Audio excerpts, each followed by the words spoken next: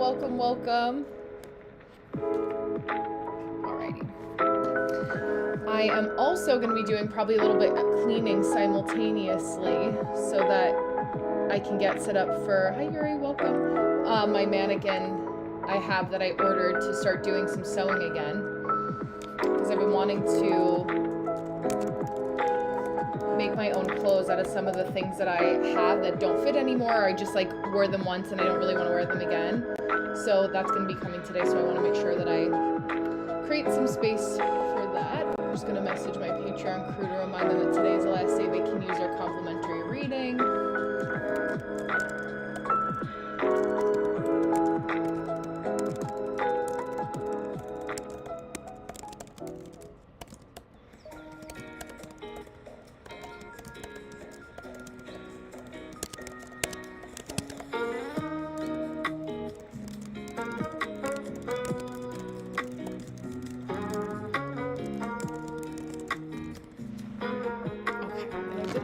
Coffee.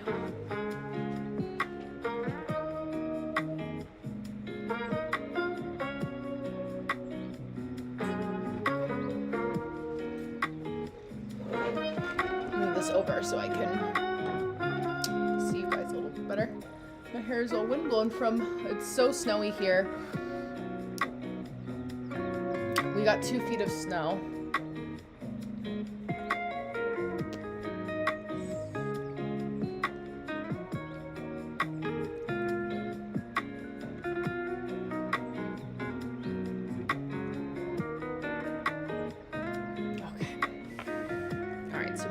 Crew, you guys can see the chart in front of us for the energy of the day.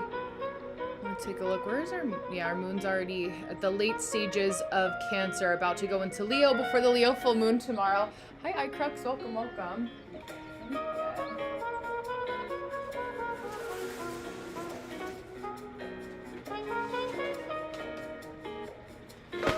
A couple things. Hi Rachel, how are you? I'm getting a mannequin today. I was just saying earlier, one of my my adjustable mannequin is finally being ordered so I can start sewing again.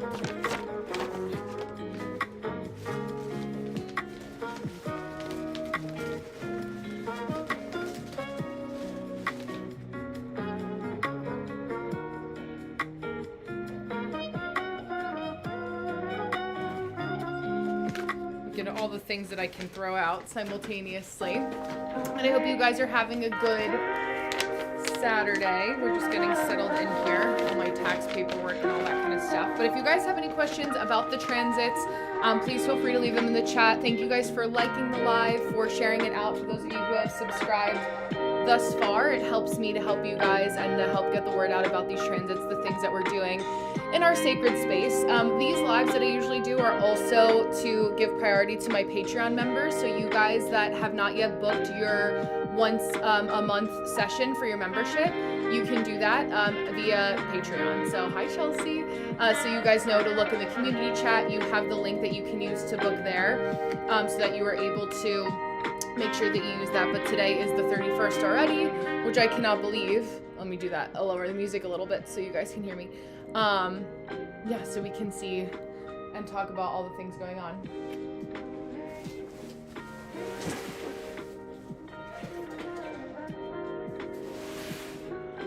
See, this is the kind of thing that I have since we moved in our house. Like, I have this calendar from 2017 solely because I like the artwork, and I was like, oh, I'll use this in my house at some point one day.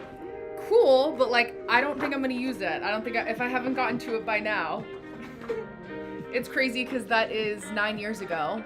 Also insane. I'm like, do I actually need to frame this? Is this even my style anymore? Kind of. But not really. That's gonna go in the garbage. Oh.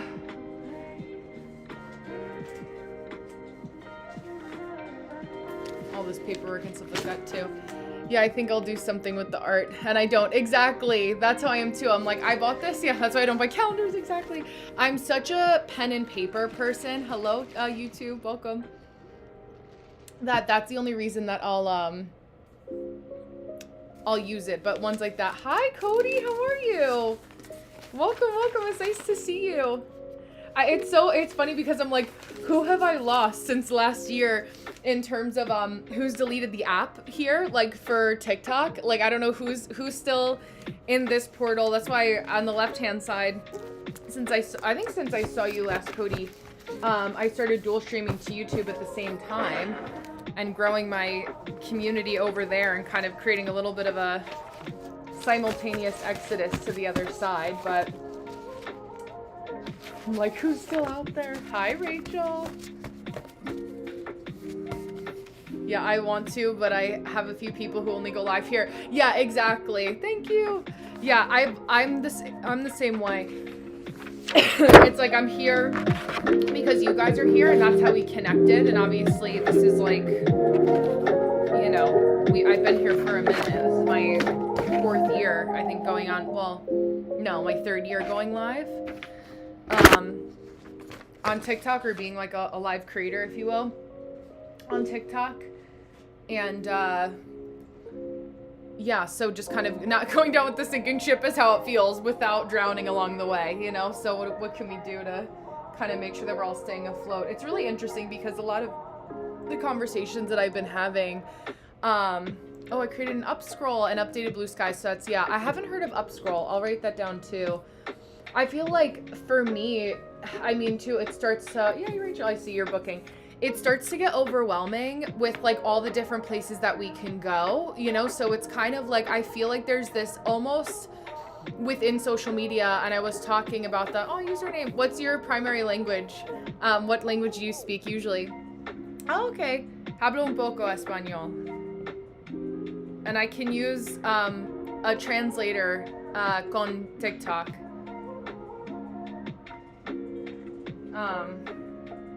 But what was I gonna say? Yeah, I just feel like we're kind of in that, like, it's almost like the iceberg is cracked. Like we were walking on a pond and the ice is cracked, the iceberg is cracked, and we have a foot on either side, and like we can decide what side we want to jump to, you know? But it's like everyone's kind of jumping to different sides. But what I was mentioning, or what I was about to say, and I just found a bunch of printer paper that I didn't know I had, so that's helpful. That it's kind of going to be, I feel like this, oh, Ecuador, okay, I love that, welcome. Kind of going to kind of be this exclusivity in terms of people, like you have to really seek out your people and who you want to stay connected with. So like Chelsea, Rachel, I have you guys on other platforms, so I'm like, okay, who is it that I still want to keep in my crew? And then maybe anyone else that's tagged along the way that like I don't want to keep in touch with again, like they don't have to RSVP to that party. But no, I have to say, like, thankfully everybody that I'm in with now is good, right? Like, and weeding some people out over the course of the last few years. But yeah, it's like you really, because I was having this conversation too in terms of people like the blocking and like deleting comments and things like that too, because in the astrology community, especially now, it's like, it's gotten really, I do also do astrocartography, yes. It's gotten kind of, the astrology community was always a little catty as an overarching word in the social media space of astrology, especially TikTok in a lot of ways. And a lot of what it's also becoming because of this Saturn and Aries, Neptune and Aries transit is that wanting, I think a lot of people using it from a place of immaturity and like being really quick to consume too much of other astrologers' content, and then use it as like if you are building your platform off of being argumentative, that energy can only be sustained for so long before the bottom or the floor starts to fall out from that person building their platform on the backs of other people. Yeah, absolutely. Well, you know, I don't know if you were on when I was saying this, Rachel, but what I kept saying was that it's like the Cookie Monster pajama pants tarot card readers, and like that kind of like, you know, they saw other people making money a certain way, and like they think that like they could just buy a pack of tarot cards. And unfortunately, there are people who don't have that intellectual discernment to like, they want so badly to believe in something outside of themselves, or like the key is in someone else's hands. And for how I see it as a practitioner is I'm just helping you clean up the space around what's clouding your judgment to say, yes, this is affirmative to what Chelsea has thought, to what Cody has thought, to what Rachel has thought, and cleaning away a lot of that fluff. I feel like I am in a space right now in my career where I've done a lot and I've worked with a lot of people, and I've worked in the city. I was just in Manhattan for a networking event as part of my alumni association, and saw a few people that the woman that was running it is actually also a client of mine and has done readings with me before. And, you know, just really like, it's okay that people have barriers to entry, you know, like, thank you. Like, I'm warm, but like not everybody gets access to me all the time, even in a free space online. So that, you know, I think we're going to see a little bit more of that, where there's like, okay, like, yeah, I have Patreon, which you guys get a certain level of access to me, and then mentorship and other things that are picking up more so behind the scenes, where social media is kind of just like an extra helpful way for people to find us, you know, where we find each other, where we're like not geographically close. But, and it's always been that way to a certain extent, but I think we're going to see even more of that, like, you really have to look in that way. Aw, I understand, lo siento. Yeah, I feel like every community is catty online. Yeah, I say that coming from weddings. Yes, absolutely. Well, it's all about, because a lot of people, it's just like the competitive nature, and like people also needing to learn how to like use technology as a tool that they use, not a tool that uses them. Yeah, general info, okay. Actually, you're gonna join us, Benny. Be careful. Last time Benny hopped up, he burned his tail. Let me get my other pen. I left my pen I was using upstairs. So I'm going to pivot over to Rachel for the next 10 minutes to just pour into her. What minute marker are we at here? Okay, we're at the 12-minute mark for Rachel. If anyone else wants to book a reading today for the hour or so, or 2 hours that I'm on, I'll be on until 4:30 Eastern. You can do so, $15, 10 minutes at the link in my bio, and I will send you a recording of your reading. I'm actually going to use the transits of the day on the screen, and then what I'll do is have Rachel, I have your chart up simultaneously, and we'll look at this in tandem. You won't be able to see your chart simultaneously because it won't let me dual cast on the recording, but I know that you know. Your astrology too. So just kind of the general info of the time. I sent this out on Substack last night. So if you guys, like, I have that created as those of you who wanted like an email in your inbox to basically talk about, I know, to basically talk about the transits in written format, to kind of read it as a part of your morning routine. I have that going on as well. But what I was having us look at first is primarily where the Saturnian influence of Aquarius is in your chart. So for Rachel, you know, when we're looking at your Placidus chart being a Scorpio rising, and for a lot of my Scorpio risings, it's going to be in this intersection of roughly your 4th house, right? So a lot of what this is teaching us right now, especially for you, Rachel, is how, and the Leo full moon in opposition to that with your 10th house conjunct your MC, roughly, and it's not the same degree. It's a little bit of a wider conjunction by 8 degrees, but we're looking at that influence of like an as above, so below.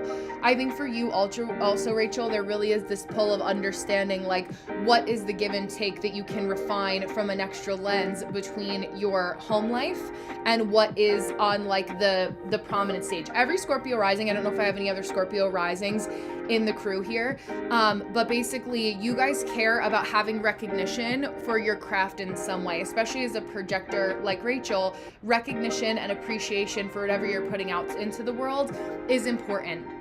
And that doesn't have to come with a layer of conceitedness. Yeah, fake Scorpio rising. So, but I feel like you'll relate to that too. Yeah, I'll have to be in maestra. See. Yeah, 4 minutes away. Okay, yes, you're like my husband. That's so funny. Yeah, 3 minutes later he would have been a Pisces, but he's late to the Aquarian game.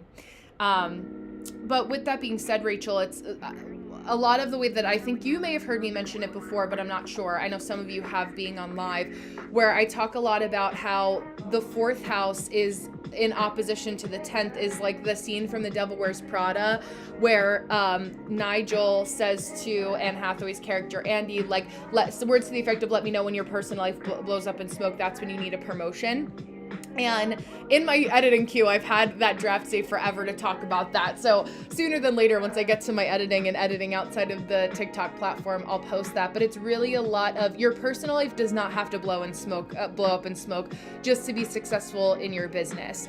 And we're learning a lot about how to create a little bit more of that balance and figuring out, okay, where do I have a little bit of extra activation? Now, the full moon is the only energy that really, you have no planets in Leo. You know, your MC is there. Obviously, for you, it's an intersection of your 9th and 10th house, nor Aquarius. So it's kind of understanding that this energy that you have right now during Aquarius season, we always have a full moon in Leo during Aquarius season, is a little bit of that time to kind of test the boundaries or momentarily take advantage of grounding and being serious about your career. So if you felt like, yeah, I started posting more on YouTube. Yes, exactly. I love that. So affirmational of you, you know, again, just an A+ in what you've been doing already. But finding out the ways like, okay, and I think I said this to you yesterday in the comment section here for the tip of the day or the day before, where, hold on, I lost it. My brain started moving too quickly. I have my Mercury in Aquarius, so all Uranus and Saturnian influence in my first house with all these energies. My brain is going faster than my mouth can say the words out loud as a human. But where have you been phoning in routines just because you've always done certain things that way? Like, I think the best thing, especially for being somebody that's in your position, Rachel, where you have a little, like, don't box yourself in to feel guilty. And I don't think you usually do this, but you're definitely, you know, obviously a sensitive, kind-hearted person, but use the leverage of your life circumstances to your advantage. Remember, yeah, got way more visibility. I love that. Remember that this is supposed to be fun. And what I had said to Kim, who is also somebody that I met a week ago, I was saying her on YouTube Live because I stream during the day. Like, think of the ways that you can get that energy, attention, and that recognition in a way that feels fun. Yeah, Friday was overwhelming on the world stage, so I did computer work. Exactly. Yes, I felt that. I was like out and about, and I was like, oh yeah, yesterday. Friday will be Friday being overwhelming, and I'm like, oh yeah, that was just yesterday, wasn't it? I took a nap when I got home. Like, I was out and about doing stuff, and I was like, I have to sleep. I need to just like sleep it off a little bit, feel a little bit of a temporary reset. I feel that too. I also wonder with Uranus transiting your 4th house, like, it could be chaotic good or chaotic neutral. Yeah. Yes, yes, Chelsea. I think because you guys both being projectors too, you feel the environment. So like, even for me being, Friday also obviously was the shutdown for all the businesses. So the networking event that I was at, I joined the Alumni Association on Sustainable Business. And one of the alumni that was giving a talk we were at a restaurant in Manhattan, and he was talking about affordable housing. And then of course, hi Prince, how are you? Sag Rising, nice to see you. Welcome.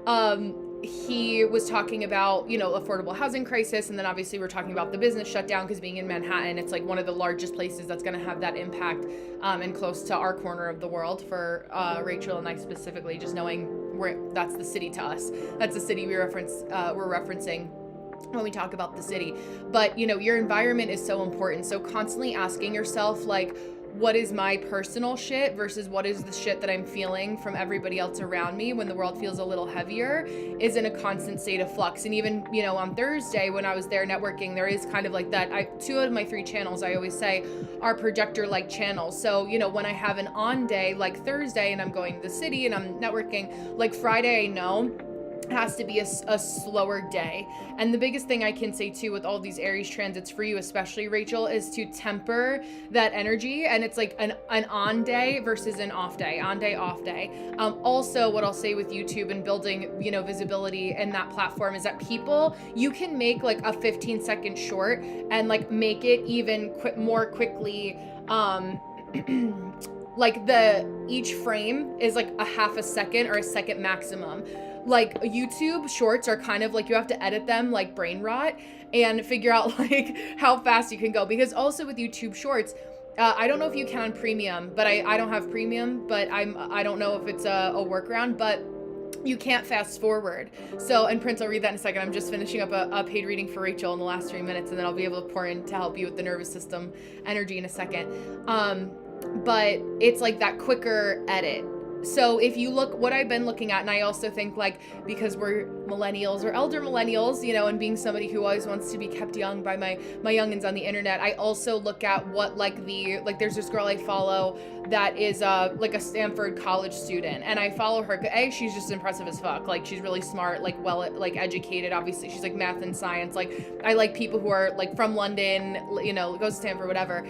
But I watch it for her editing. Yeah, exactly. So like the shorter, quicker, hi Safety Mom, shorter, quicker, faster. It's like that Daft Punk song, harder, better, faster, stronger. And watching other people that are a little bit younger and how they edit, because that's also an indication of who has more bandwidth or just more time to be online, and where those kind of eyeballs are. I love with artwork also, and what a lot of people like to see on YouTube is like faceless content. So like it kind of leaves people to the imagination of what you look like, which also does really well on YouTube, and people seeing like progress of, like, people like to watch cleaning videos a lot, you know, or ASMR variations of that. So it's, you know, in your kind of niche within the art realm, it's like having that stacked quick like people liking to see like the beginning into the end of a painting being painted, you know, things like that you can kind of think of. So just to kind of think about the strategy of how you have to you know, attack the platform, or the strategy that kind of goes behind playing the game of YouTube also, that I think would be helpful. And less is more, again, full circle to with all of these Aries energies, like going back to saying like, okay, how can I simplify this? How can I do this smarter? We're feeling that, like, you know, when you hear like an old wooden boat turning and it's like that that like groaning, we're in that groaning period of turning around.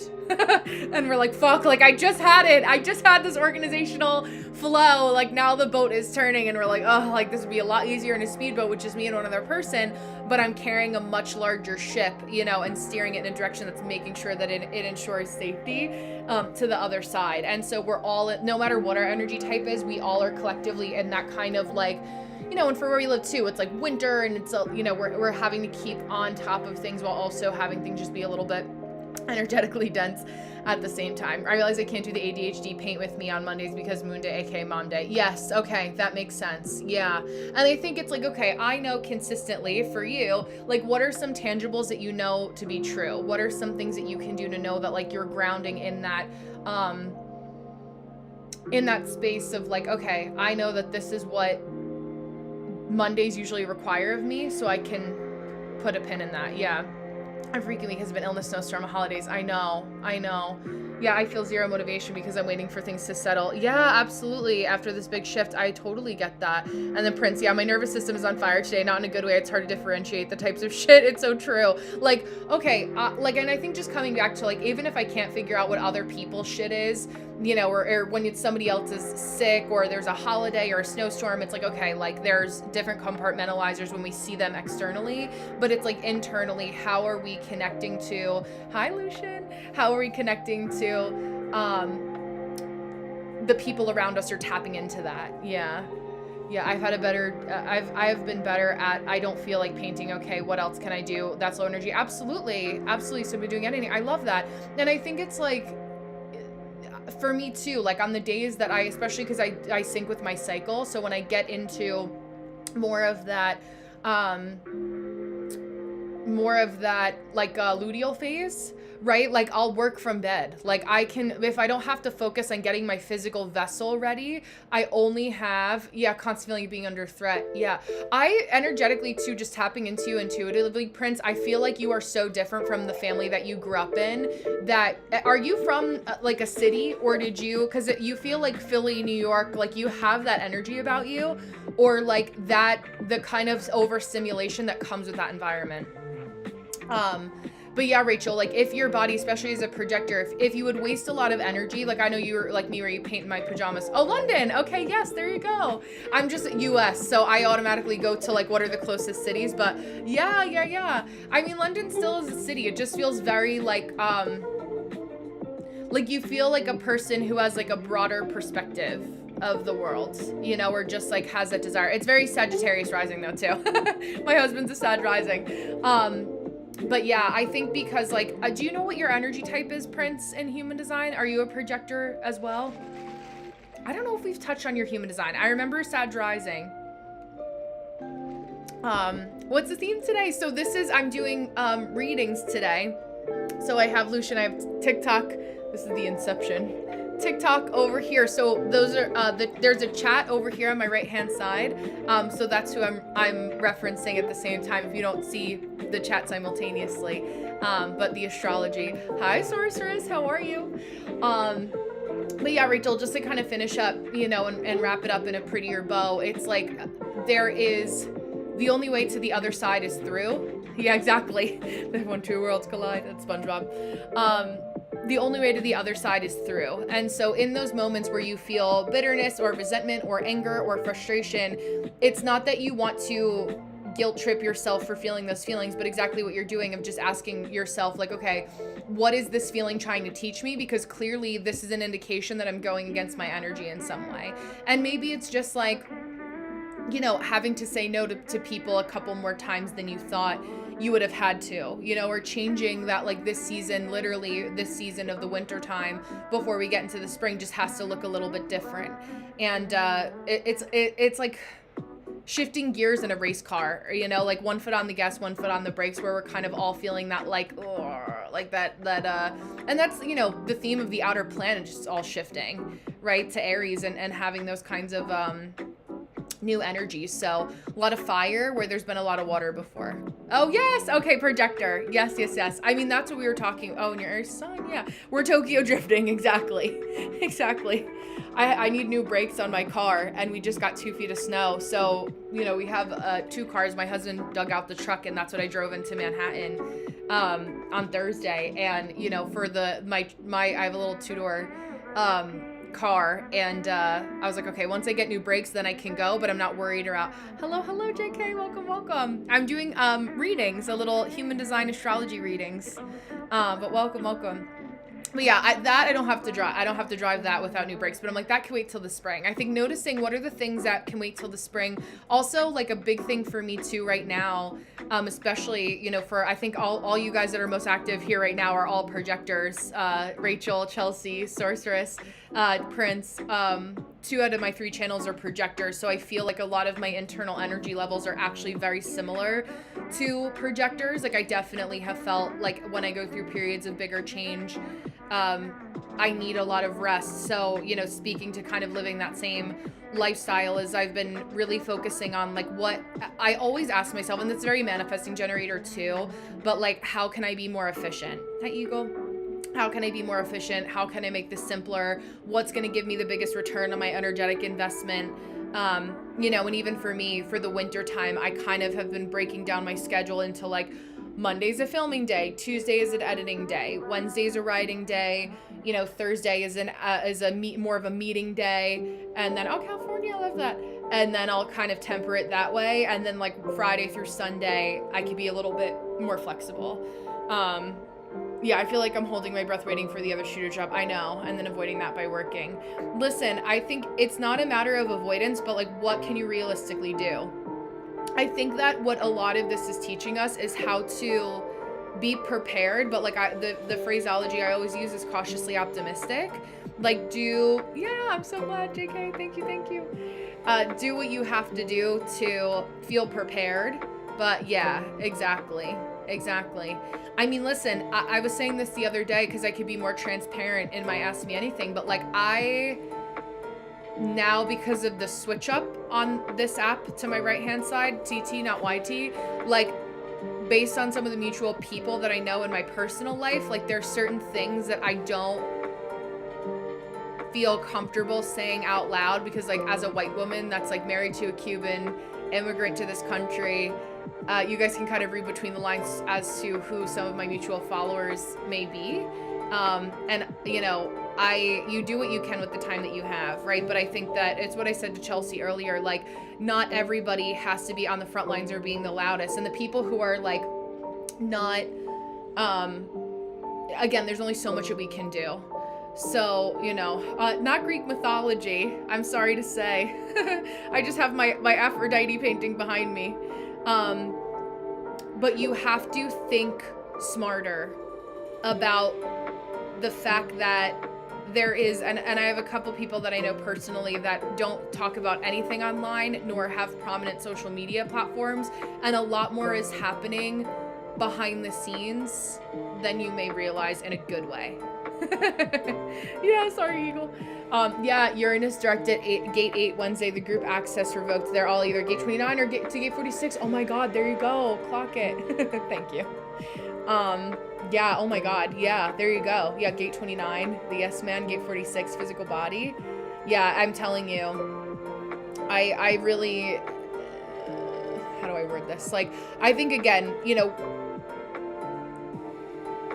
be available to the people that that you can help when push comes to shove, right? Oh, let me see. Thank you, Eagle. I appreciate that. Yeah, your body's buzzing in, exhausted. Absolutely. And then, Rachel, like, being in such close proximity to the city, like, anyone who's near a city, it's like why I loved being in New York City, because, like, I love the feeling, I lived there 12 years ago, but, like, you are around people who want to fight for their dream and feel passionate about fighting for the things that they believe in. But, like, with a city comes, like, the positive and the negative sides of that. And I don't mean negative in the fact that it's, like, bad to fight for those things, but, like, there's always that tenacity of tenacity and pressure, like feeling the pressure of the weight of the world, and how a lot of people are feeling that. Oh, yeah. Being in Chicago, yes, absolutely. Yeah, for me, it's like, I have to, in order for me to be able to, like, be there for my people, I'm like, okay, what can I buy a couple extra things with at the grocery store? Especially when we talk about women and children, and I think about, some of the stories of how kids, being used to locate individuals, and are those after school like, who's feeding them, where do they go after, like, those kinds of things. So again, only, like, trying to be cautious about what I'm saying simultaneously. But yeah, so, I think just being aware of, like, what you can actually do, and what I've been saying a lot in part of how I view my piece in the world is, like, being able to hold on to the frequency of hope and giving people, in the best way possible, an area that they can kind of rest and recover in. Like, I see myself in my place of being a person who can help with the healing after, like, some of the bigger battles have been fought, and that, all these things kind of happening simultaneously. There's mini battles that are part of a larger WAR. Yeah, it's like we can see. Oh wow, that's what they're wording it as. Oh my god, yeah. I'm telling you, it's so crazy, because I still have to watch. I've been slowly making my way through my DMs, but I have to watch the videos that you sent where we were talking about via email, like the themes of Uranus historically, and the astrological transits that have some of, like, the same, or have the same energetic vocabulary words even, Yeah, and then being annoyed because you have to be cautious. Exactly. Well, because we don't like to feel restricted, right? But it's like, I'm also aware that, like, in the way that I feel restricted is, like, minute in the grander scheme of things of what's happening right now. So, it's very dystopian and weird to be like, all of these things are going on, but when I look out my backyard, everything's peaceful. It's like I'm looking at trees in the snow, and I can sit here on TikTok and drink my iced coffee and try to figure out what to do with that sense of helplessness. It definitely feels like an energetic waiting for the other shoe to drop, but I don't know, the human in me also doesn't know, like, we don't know how is it gonna get, like, how much worse is it gonna get, we're feeling that, like, are we gonna see things, like closer and closer and closer to home. I don't know. And is that closer to home feeling, you know, just seeing it online, but we're so numb. We've become so numb from every sense of the word that I feel like a lot of people feel very out of body. I had a lot of that, a lot of those feelings, even just being in the city on Thursday, in Manhattan on Thursday. I was like, this feels so weird where I'm like sitting here, you know, having a glass of wine with people that I went to school with 10 years ago. It's just like, so, I don't know. It just feels so, it's like, what do we do with those feelings? I don't have out of body. Yeah. It's like, I think that we're feeling the general intuitive senses as, you know, especially for you as projector folk where environment is important. It's like your spidey senses are up a little bit more, collectively, a little bit more spleen activation of like primal, motherly, intuitive, primal instincts and fears, you know, that of just like safety being at the core of what we all want for everyone. Oh, yeah, thank you for answering that. Yeah, we spoke about, the Astro talks about last civil unrest, 1776. Yeah, so that was the Uranus last time. Yeah, I feel weird that I'm entering my most aligned life when feeling helpless. Well, I think of this too, like, it's similar to what I said to Rachel before when it comes to a business perspective. Like, there is the finding the balance of not feeling like we have to let all of our own personal sanity crumble just because other people are going through harder things. And because we can't pour from an empty cup, right? So how do we figure out what that balance is of, like, what addressing what overflow actually means to you right now? Right? Like, what does overflow actually mean? Like, when can you say, like, okay, I am tired, but I could help a little bit more in this way? You know, I think like the smaller organizations that you may know people that are of a part of or have capacity to join, you know, sending money is also, but you know where it's going, a little bit smaller. I like to fund things that I know who the people are. I know someone that's there, you know, like those kinds of things to me is a little bit more important. So like, you know, if you're sending money to a much larger organization where like there's more potential for misuse of funds and greed, which we've seen happen historically, you know, it's like, okay, what is that? I think that it goes back to like, see, like the bigger red threads of talking about like smaller, more intimate communities here. Like 7 people in this room now for me could have more impact with our small group, you know, or, you know, 8 of us, 9 of us cross portals than like a room with 700 people could have right now. You know, it's like there's more of that, like how are smaller groups having a larger impact in the types of conversations. It feels like, for me, it feels very dystopian to see like the amount of paid ads that are on Instagram right now telling people like how to make money using their human design and 10xing their months. And it like those, you know, I think really when you're a spiritual practitioner, yes, people can do business however they want. But I think that for me as a Pisces, and having so much Pisces and Aquarian, and I think I speak for all of us with the general grouping of folks that I attract, like we're much more tuned into like what does my community truly need to, like what service truly needs to be provided under the scope of like my knowledge base and what I can provide realistically, you know, not selling somebody on like a human design for like, you know, I do a variation of that as well, but like, you know, the specific frequency of like drop money bags in the comments so that I can send you my free 10-day workshop. Like it's like, it feels a little like it's tired. Yeah. Like it just doesn't feel like reality right now is the best way I can describe it. Like I think that with a lot of what I see too, there's a huge uptick even in the type of people that have been in some of the astrological spaces. It's like really having to get back to the basics of and I was talking about this with another colleague of mine, like mental health versus like who are the people that we can discern are mentally healthy enough, even if they have, you know, their own anxiety, or I have clients and people that I know that have bipolar or things like that. But like okay, not capitalizing on people when they're manic, like that. I think we're gonna see, like, full circle what you said, Rachel, like a little bit more of that. So just like for me, it's like having a little bit of my, like, that's why doing grounding before I come on, like what's my purpose in coming on when I'm talking to you guys. Like I do, it's not just like a 2:30 to 4:30 I go right into the next thing, even if it's 30 seconds of like bringing awareness to like what I'm doing and why I'm doing it.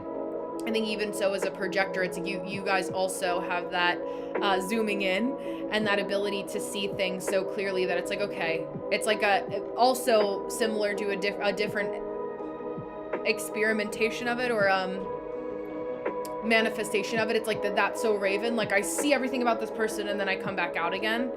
And then I'm like, oh, like what is it that, it's almost like when you've seen it and done that That's So Raven moment as a projector, you've walked yourself through 10 years worth of energetic feeling of going from step A to Z. Like in that spiritual human body connection.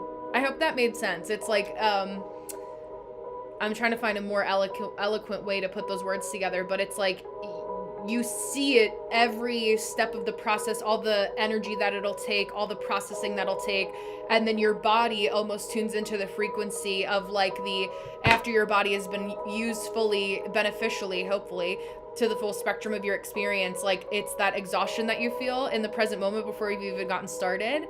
So like there's a lot of benefit to, as myself, me being a manifesting generator, I find in our symbiotic relationship to say, hey, here's what we do to take one step at a time. Bye, JK. So I find that to be kind of like a lot of the work that I do. Yeah, I'm glad that was helpful. I'll try, I could chop that up. And I'll read, yeah, it is. And I can relate, I relate to that. And I say, okay, I see the big picture. I need to cut the thread of that. Hi, Adonis. Yeah, absolutely. Cut the thread of that right now. And I'm still tied to it. I still see it. I've perceived it. But what can I do with my 2 feet and my computer and whatever I have in front of me to chip away at that goal? Do you think it's going to be more necessary for astrologers to be versed in ethics and psychology?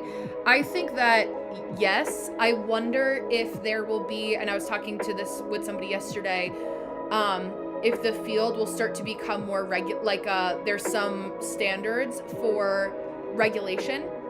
Thank you, Julian. Takes one to know one. But how we're looking at that energy in terms of like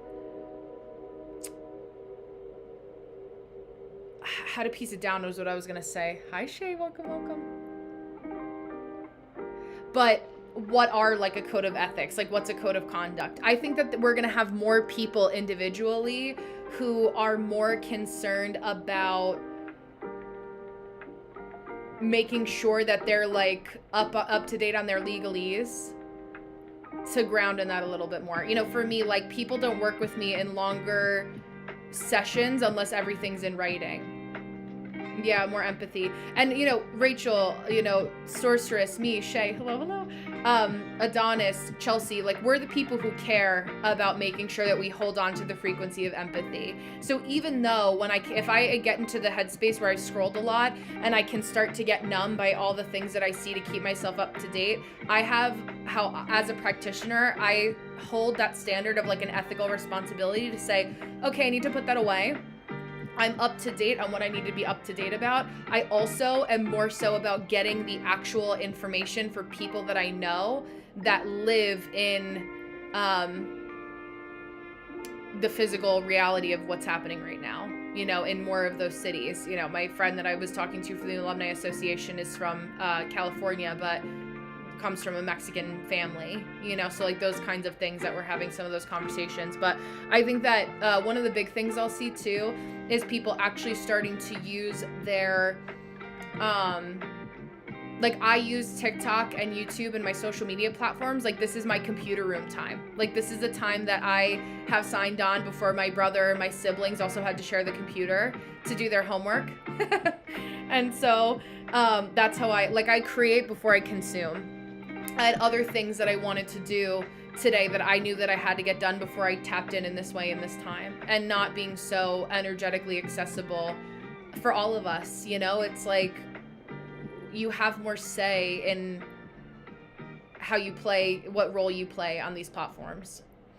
But full circle. Sorry, sorceress, as my ADHD completely opened Ajna going in these different tangents as we're talking. But yes, I hope that we see more people. And I think just like use your fucking brain. Like if you see somebody that's coming on with like a bad, like, you know, a white woman with a bad wig, you know, like that kind of energy that's like veiling and has a pack of tarot cards and is wearing the Cookie Monster pajama pants, like don't fucking pay that person your money, you know, like get it together a little bit more. I also get upset when I like see people really want to point the finger and blame everyone else for who they put their money into or pouring into the wrong people. But it's like, stop believing that the reason that I do this work is not so that I can tell you something that only I see, that only I can give you the key to, but I give you that fucking key so you can unlock all the other 20 doors of your own personal hotel. So it's not about, you know, in my Scorpio vocabulary, I said this in a podcast that I was interviewed for last month, it's about me helping you clear the cobwebs to give you the ability to see that, yeah, that, your personal power a little bit more too. Yeah, sounds good, Rachel. I'll see you later. Usually tarot careers just forget about that. Droppers. Well, you know, two things can be true at the same time. Like, I think that just using the discernment for, like, it's not that it's not an exact trade-off where anyone who looks that way is a bad person, but just like really tapping into understanding energy and the people that you see in front of you. I'm not Rodolfo, but thank you. But really taking time to understand what you're looking at, you know, and I don't know, maybe there's like more time I can spend to try to think about ways that I can help people up their spiritual or discernment prowess to, yes, I'm just finishing my question. Thanks, Shay. Rodolfo, I have a link in my bio for readings if you'd like reading, but I'm not an English teacher. I'm down to learn Portuguese, but not right now. But yeah, I think, what was your original question? Yeah, sometimes I think being so connected to the other side can make you like destabilized. It can, but I think it goes to like, there's layers, like we're talking about a similar pocket of people that look similar, but it's more of like whenever I go into a situation, my lens with having Pisces, Scorpio, and Aquarius is so much of the three energies of my chart is looking at what's beyond the physical reality of what I'm seeing. You know, it's like, again, projector That's So Raven of the room, where it's like, what are all those extra things that are going on? You know, who are the people, what like what I was saying, I went into Manhattan to go to that event on Thursday, and like, what are different people there for? So it's like, just the discernment of like really understanding, like, yes, certain people that look like that can drop bars, but it's like, who are the people you should kind of scroll past. So I'm from the US. But yeah, ADHD can also be found in different areas of your chart. For me, I that's why I have to close my eyes a lot to make sure that I ask the same or answer the same questions or try to finish my thought as effectively as possible. As a Aquarius Mercury on my ascendant is like my completely undefined Ajna. Yeah, not Texas. I'm a Northeast girl.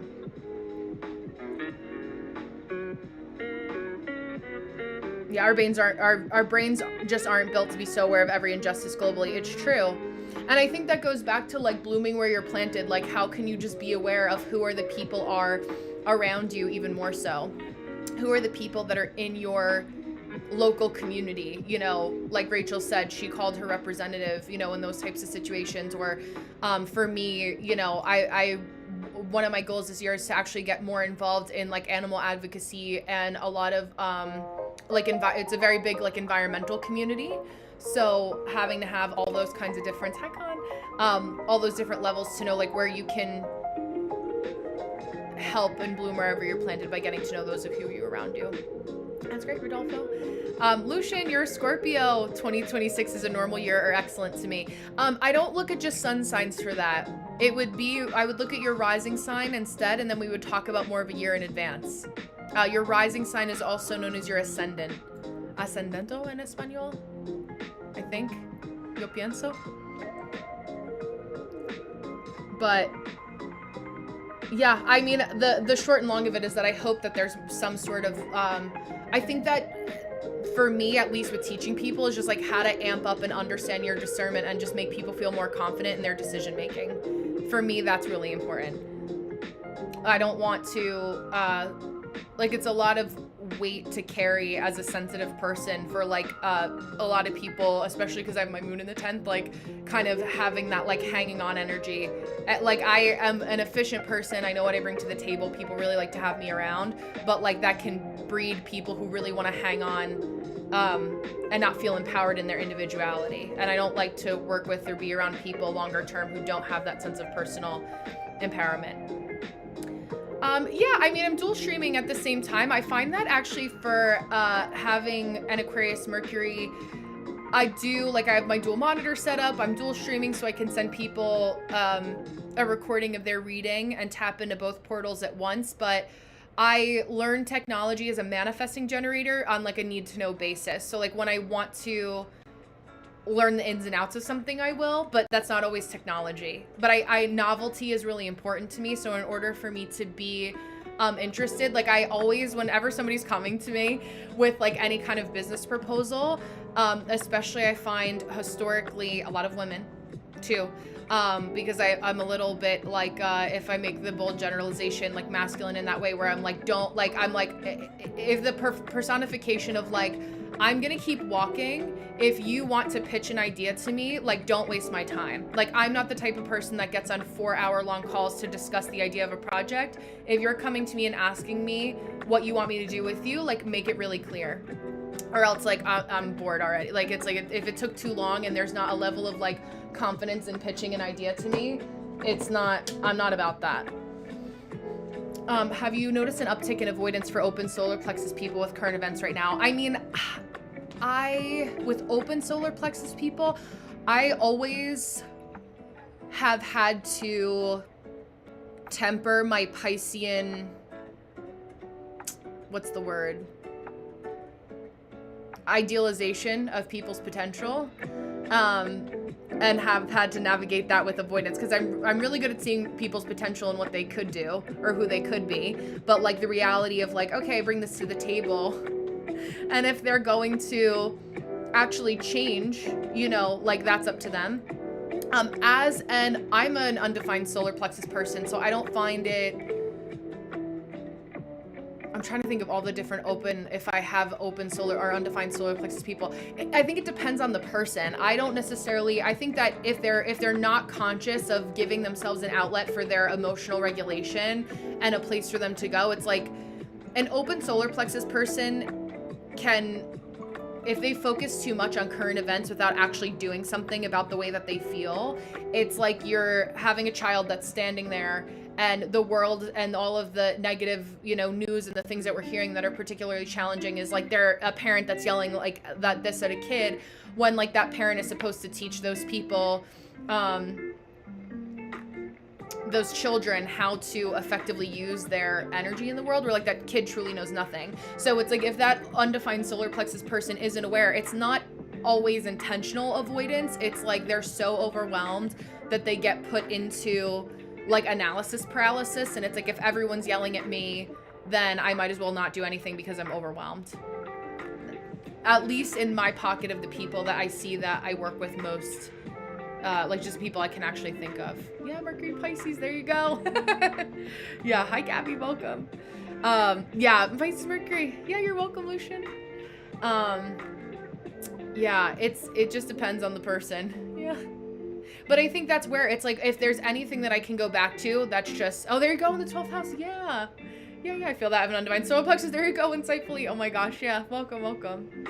I do too. And it's like, if I'm not aware of checking myself and doing what I know that I have to do, and as a manifesting generator, if I have any other generators or man-gens, like I have to physically move around and do something with my energy. Like I was saying, I got a mannequin, and this is my sewing machine is over here, but I have my little clothing rack and some clothes on there that I know I'm not going to wear again. I want to take them apart and start to sew.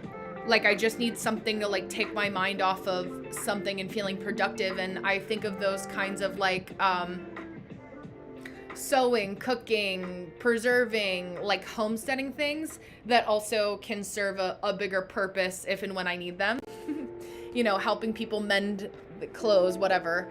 But, you know, I need like an externalizer as an open solar plexus person and manifesting generator to have something that makes me feel like I'm not just locked into technology all day, and I'm doing something that I can see a more immediate physical change and result in my environment, or like something productive, even if I'm like a piece of, yeah, I'm glad insightfully, I don't have to finish a whole dress or a shirt in one day, but like just something that I can see that I'm working on, that kind of calls time back a little bit. I was talking to somebody about this yesterday, and how, you know, when we're kids, she was saying like how when we're children, the reason that time feels slower is because everything's new and we take time to learn. So I think like this especially is a time where like any skill that you think that you could learn that would be helpful to contribute to society,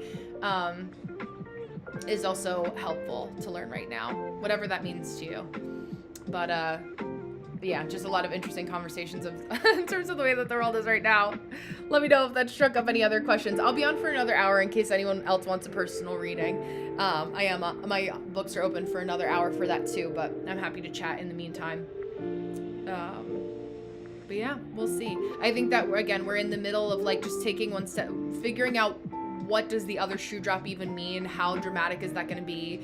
Is it going to be more of a slow, drawn out process where it's this kind of frequency that we can focus on shifting the best way possible? But like whatever you need to do to take one foot at a time to feel like you have some sort of control to the best of your ability. I think getting really aware of like what your personal needs are so that you can pour out from your overflow right now is also really helpful. Insightfully, what is your energy type? I get a lot of projectors too, so I'm always curious. I'm like, how have I got another projector in my crew? Oh yeah. Aw, thank you, Lucian. I appreciate you. Cheers, my cafecito. It's not necessarily a cafecito. It's a little bit bigger than that. Sponic projector. I love that. Welcome, welcome. Yeah, I think I have mostly undefined solar plexus folks in here right now. Projectors, manifestors as well. But have you noticed, I'm curious too, as a sponic projector, did you, like a lot of times growing up or before you found your human design, or still in some capacity, struggle with like getting sick around a certain point in time? Or when you get sick, it's like it lingers for a much, it lingers for a much longer time? I have a couple sponic projectors that they push themselves so hard, following somebody else's plan, that like when they get sick, they're down for the count, and like they'll have like a cough that lingers for like 3 months. And as a 4/6, like the keep being careful of the 5 people you spend the most time with online or in person, also apropos too. But yeah, I have a lot of 4s that also find me. I have the 1/8 channel and the 4426 channel, which like anytime, especially on Thursday, I keep mentioning the networking event because it's fresh in my mind. And I guess like when I'm there, and if I get a little bored, I'll be like, okay, let me guess like what this person's energy type is. And yeah, just like wanting to listen and say like, okay, like who do I know that kind of fits into like what this person is looking for, and is it sustainable for me to make that connection for them? Can they carry on the connection of a conversation? Those types of things too. A job too long or not in a place I liked, yes. I'm glad to hear you didn't get sick a lot. Yeah. Yeah, I didn't get sick. Yeah.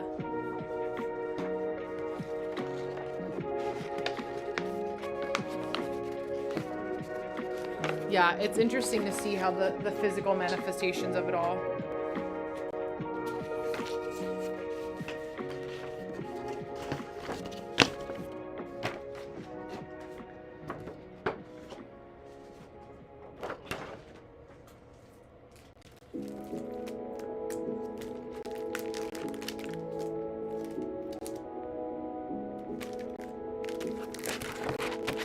It's my other artistic endeavors.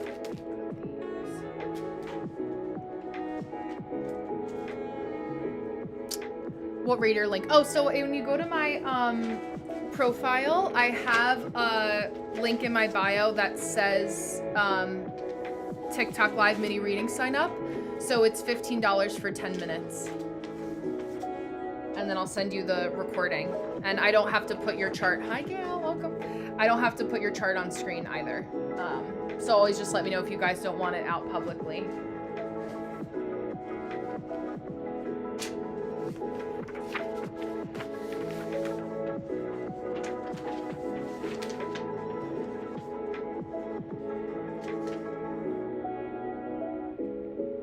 My old list of websites for grants for artists from when I was working in arts management.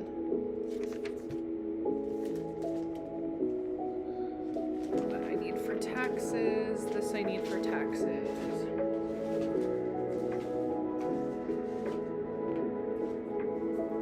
Hi, Deanna. How are you? What's going on? Hi, Seth. I'm doing a little co-working session here of sorts, but I'm talking about astrology and a specific branch of astrology called Human Design. I do believe in Jesus. Yeah, cereal is soup. What would be the alternative? It's kind of like people say, like, what is it, hot dog or soup? Is that the thing? I would say, yeah, cereal falls into the soup category.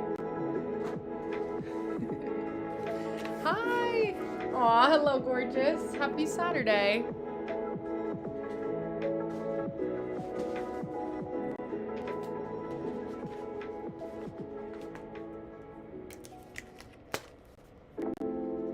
My old collages from art school.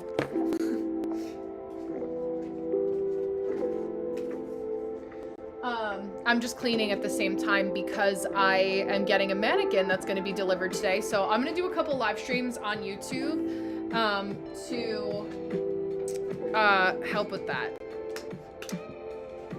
Well, I think in the eyes of Christianity, Jesus wouldn't even say that he was the creator of the universe, because Jesus is the Son of God. So if we're going by the description of the Bible, God is the creator because Jesus is God's son. Yeah, Brenda, the more I do astrology on my TikTok, the less I feel like it's my thing.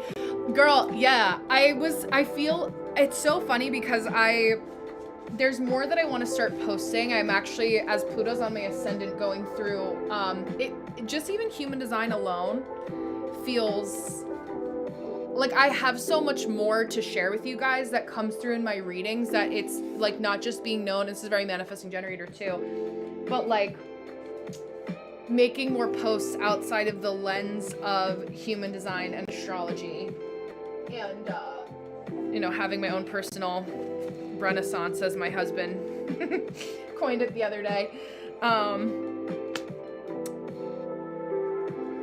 But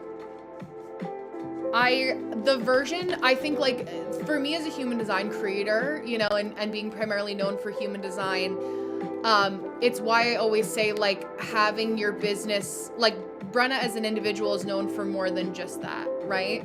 So, but Brenna working on Brenna Keeley Human Design is its own kind of, like, individual entity. And so, I think that because what you can also see as a projector intuitively, and why that feels limiting just with the astrology. Yeah, me either. I have to write it down. Don't worry, I can't either. My name I can get pretty correct most times, but I understand. Oh, I forgot about. Okay, I'm gonna go like this. I think what is a huge turnoff in the astrology community right now, on TikTok specifically, is that, like, you have to really be aware of, like, I would learn, Deanna, like, just to start posting and to get that, like, scratch the itch of still trying it anyway, I would get some books, either digital that you can find or something online, or educating yourself in a different platform, and, like, making a video off of that versus, like, consuming too many other astrologers' content. Because, like, I said from the beginning, like, I'm not really, like, personally for me interested in, and since going onto this app, it wasn't for me to, like, network and grow with a bunch of other human design creators, because I always like, I'm an Aquarius rising. Like I just, historically throughout my life, that's just not, I'm happy to network and work with people that are also interested in the same thing. But like, I was also aware that like the type of energetics of human design readers and astrologers that exist on this platform. And this is a place, one place in the world, but like, it's not a true microcosm for the world. And the other astrologers that also exist like outside of TikTok. Hi Danny, welcome. Yeah, I have to stop with every astrologer and I can't follow anyone talking about astrology. Yeah, because you need to make sure that it comes from a place of your own intellectual property. Like for me, if I don't care what other astrologers are talking about, I trust myself and I'm confident in my intuition to know like who are the people that I can truly be of service to, because I've sat and I said, what do my people need to hear today?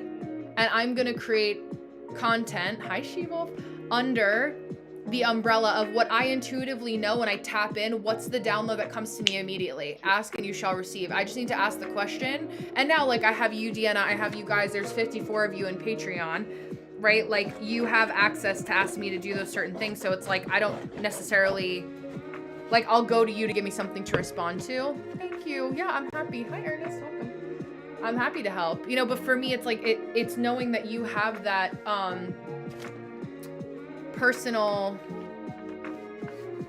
you have your own personal perspective. And that's why like when now all the like you'll notice that one astrologer's video blows up on this app, all the other astrologers will rush to make a video really quickly about the same transit. So like, yeah, we could talk about Jupiter going into Leo, but like we have like, in the eyes of how fast things can change, like a fuck ton of time before that happens.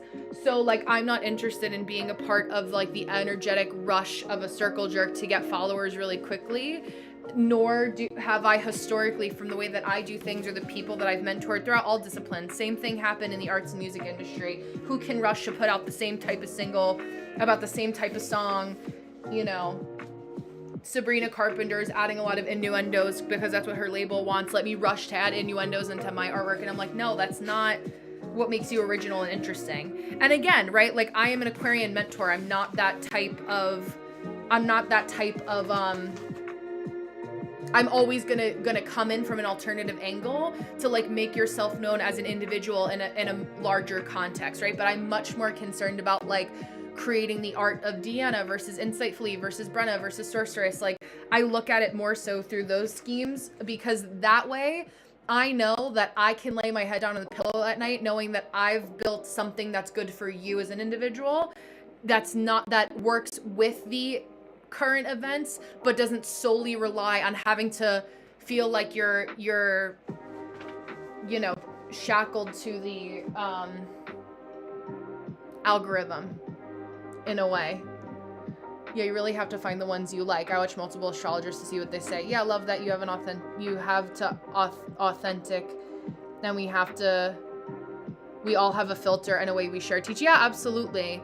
Yeah, and I think it's like, I see this a lot with projectors, thank you, Factor, who are really excited and feel the excitement and they want the recognition. Oh, be authentic, thank you. You see, hear me struggling. But like, I will tell you this. I have worked with a lot of talent in the age of, you know, watching people grow in social media, and there are people that like, if their goal is to get money from a book deal, there are now people in the astrology community that are known for manifestation, and they are directly repeating and reading. If you slow down their video or speed it up, you can see their eyes going like this, you know, across like the prompts, and they're like a sellout to the system of like having ChatGPT create their prompts for what they're talking about. Hi Ariana, welcome. I value real people who have taken the time to think about what they're saying online, not to just phone it in, you know, like that. And I've just like, when you grow up in an area, and like, because my brain being in the city and that type of industry is like grown to like healthily be discerning and on the defensive, I use that same kind of methodology online. Like, I don't know. I just like, sometimes I feel like, especially with having our projector like energy, I know what people are thinking or doing before they even realize what they're thinking or doing. Cause I study energy for a living. So anytime somebody tries to get one over on me, especially in this space, I'm like, did you think for 30 seconds about the fact that like, I know what's happening here?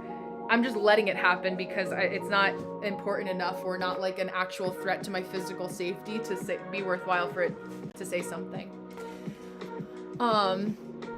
I saw a girl talking about the zodiac that is ignored. She was so angry, Leo moon being wrong.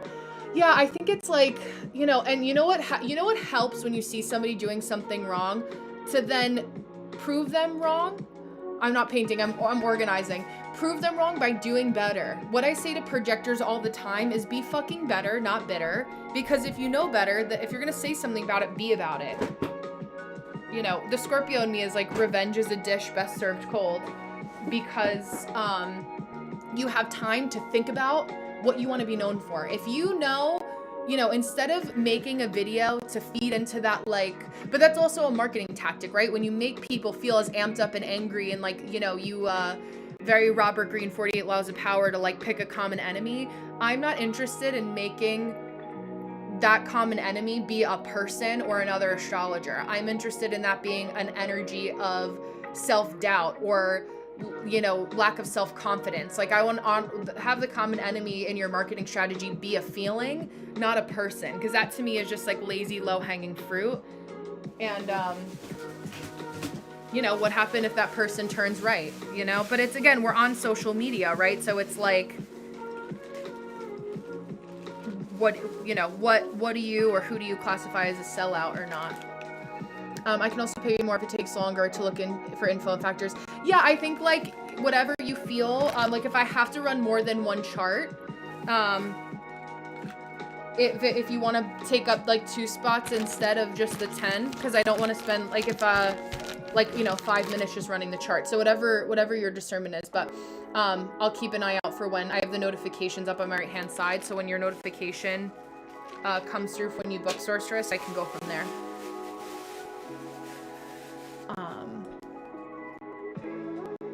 Yeah, people will say stuff in my comments and I want to be like, are you projectors for research purposes? Yeah. Are you a projector or are you projecting? Both can be true. Yeah. I'm just organizing my office before I get my little sewing station set up here. Yeah, and I want to share and talk about human design on here, and I hesitate because I'm still learning. Talk about what you know, and the best thing that a person can be is fucking honest right now. If you don't know something, or if somebody asks you a question, it's also helpful for you as a teacher, when somebody asks you something and you at least know that you can find the resource to go and you don't have to rush to answer a comment right away, right? Insightfully, you can say or not say anything, you can take the time to go and research it and answer them the next day. What happens to a lot of projectors is that you guys feel the pressure of everything having to be yesterday, but this is your thing that you're creating. Hi Tanner. I'm gonna be on for about another hour. Your thing that you're creating in real time. So you can go and find the answer and then respond to them. Also a really good book for my Aquarius-driven folks.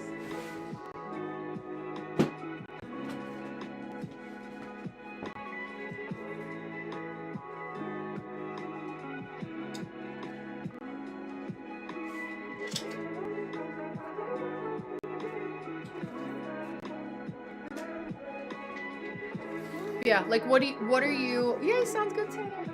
What do you guys want to be known for? And really thinking about, what is your, I've seen people that burn out really quickly, also some projectors, because they like the recognition that human design has given other people, but really coming to the core and understanding, what do you want to be recognized for? And if it is human design, amazing. But, it's also something that, you get better by the practical implementation of understanding, it's not just about me, but it's also the transformation that I create for these people in my business. And that can be applied outside of, human design as well.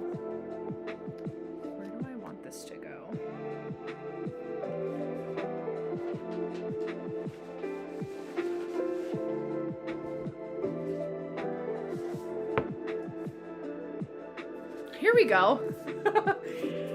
Dangerous instincts. Use an FBI profiler's tactics to avoid unsafe situations. This is one of my husband's books.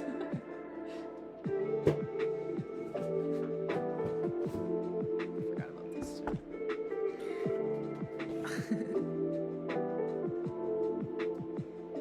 Yeah, exactly that. Inspiring others to transform and take actions on their dreams in real life. Exactly. Especially like insightfully living. Like you can, there are so many ways that you can use that. Oh, I love that I started a podcast called Words of Unicorns. I love that. Yeah, because as a 4/6/2, like you're gonna want to have some sort of community. So it's like, okay, these are my unicorns. What have we hoarded together? What have we hoarded together for?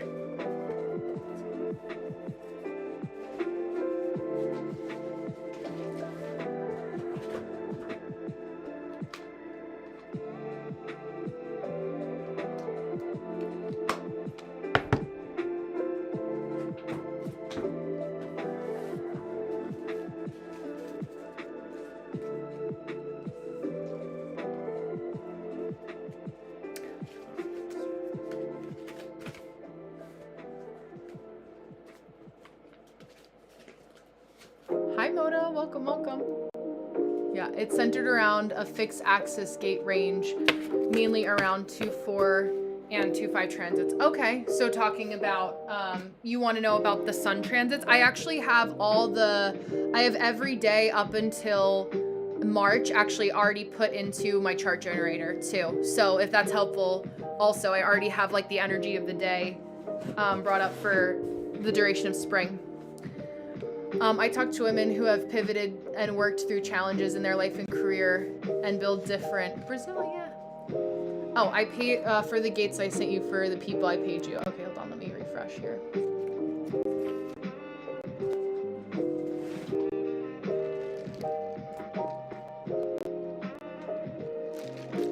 My internet's been slow, so it may just be a little, like Gmail isn't loading right now.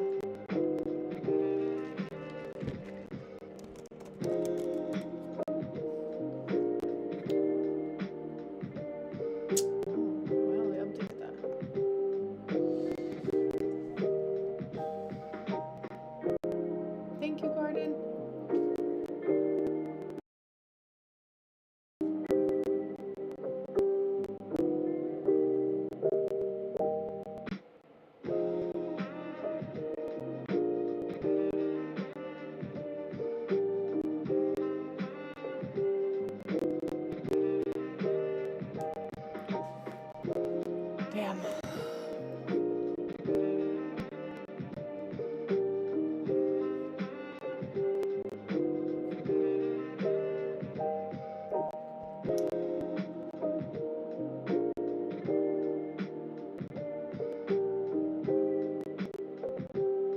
I'm doing some readings and we're talking about human design and astrology. Let me see. Oh, I think you may have used the wrong link. Sorceress, let me see, because it's the one that explicitly says TikTok, not the first one in my bio.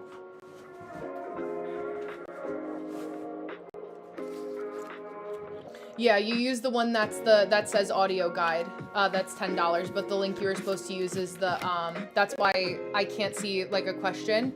So I have it specifically where I was saying like the link in my bio. Maybe I should change it because I get so many fucking Aries that are like quickly booking that don't like read the actual block, but the audio is the block first because I use that link in bio cross-platform.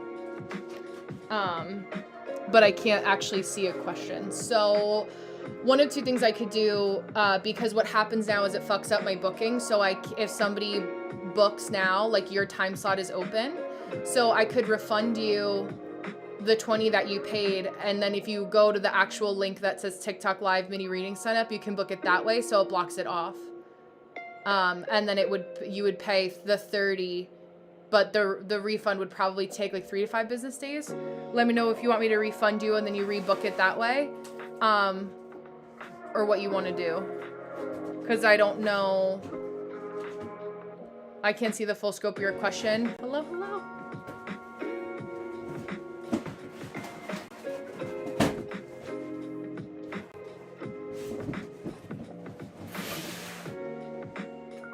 Let me know if you heard me.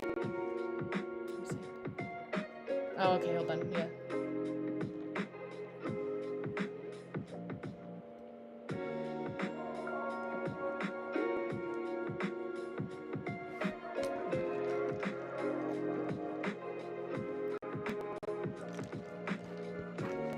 I could also just send you an audio, like a 10-minute audio about that.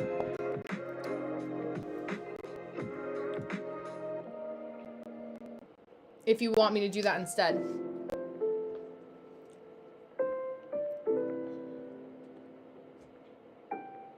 Okay, I'll send you the audio instead, because it'll be easier that way. I sound British? Thank you, I'm American. Okay, yeah, if you want to send me an email if you want to, and then I can incorporate more of that into the audio. Like, the more I have, the more I can, like, the more you send me, the more I can respond to for you to cover the sides of your question. Audio to Sorceress.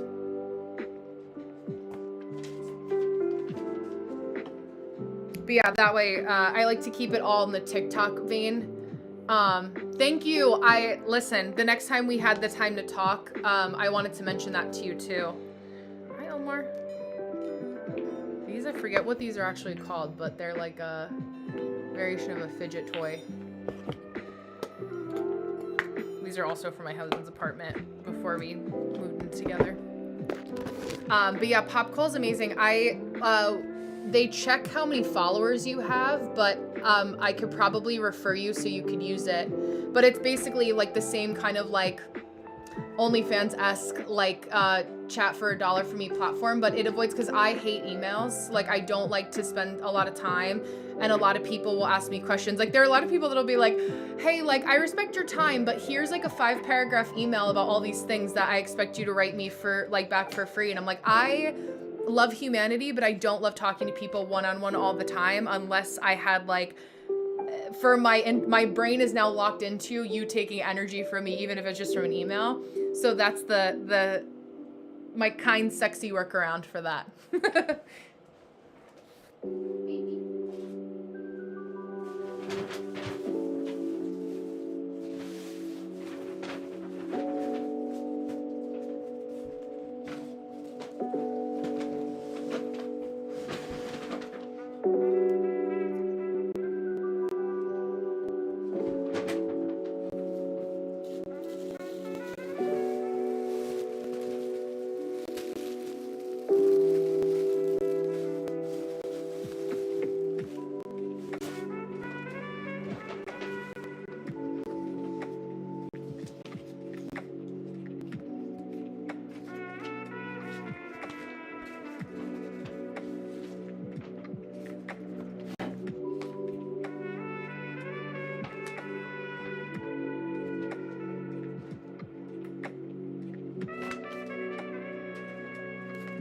Yeah, it just came to me, Leo moon energy moving from my 12th to my 1st. Yeah.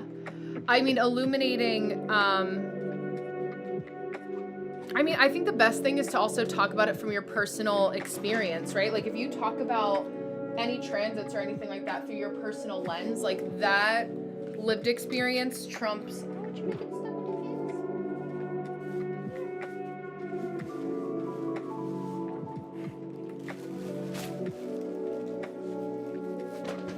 Cat doesn't get a pin in his foot from one of my old sewing projects. Where can I put this?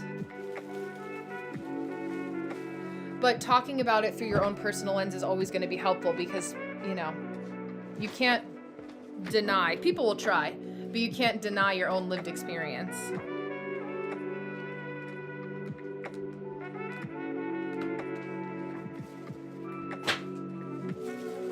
What I was saying, and a lot of what Deanna and I have actually been talking about too, is that they're coming online and feeling like you're allowed to pursue whatever it is that you want to pursue, like Insightfully and Deanna, like talking about human design and astrology. Like, if you have that desire, do it, you know, but don't let what the fear of what other people can say or how they want to prove you wrong stop you. People are largely unimpressive.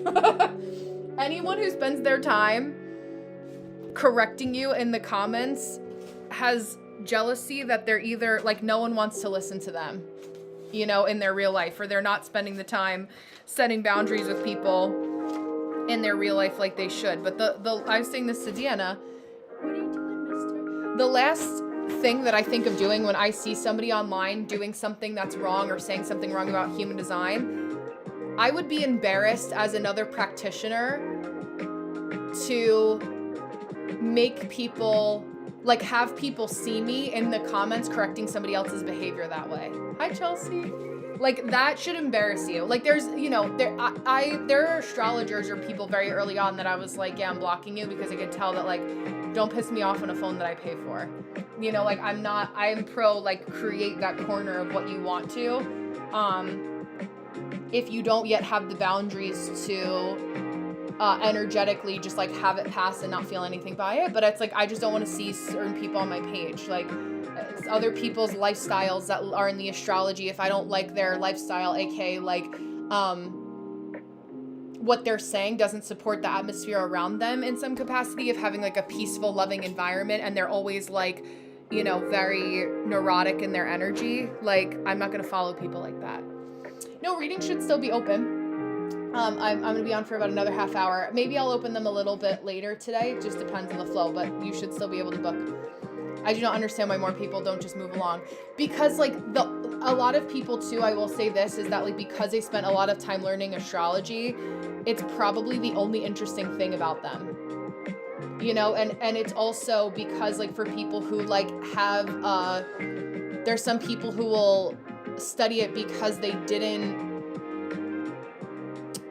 I don't know, it's just like, it's that frequency of like, sometimes for certain people, it's the low hanging fruit of what they could read about. And I've seen people have like an insecurity about not going to school, even though that doesn't mean anything, you know? Hi, Moonflower. I've been loving seeing your beautiful face online. Kudos to you for showing up and posting. Oh, okay, let me fix it. I know, be careful. I don't want you to get hurt, mister.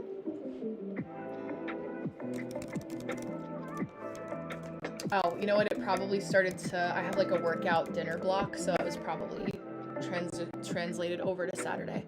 Let me fix it. Yeah, absolutely. Yeah, I blame the mainstream HD community for creating that competitive culture. Yeah, well, it's, you know, I think about, again, art historian by degree, so I'm just a historian through the lens of art. And I look at how whenever somebody's creating something, aka the founder of Human Design, Alan Krakauer, you know, and him being able to market Human Design, you have to kind of sometimes play within the social context of what is going to get you attention. There was a certain, you know, it's why people are quick to shove people into a cult, because the argument of people who say Human Design is a cult is that, well, it has to have its own, like, you have to have your own languaging in a cult that only people within the cult understand. But the same can be true of, like, you know, like, it's a gray line or like a marketing thing. So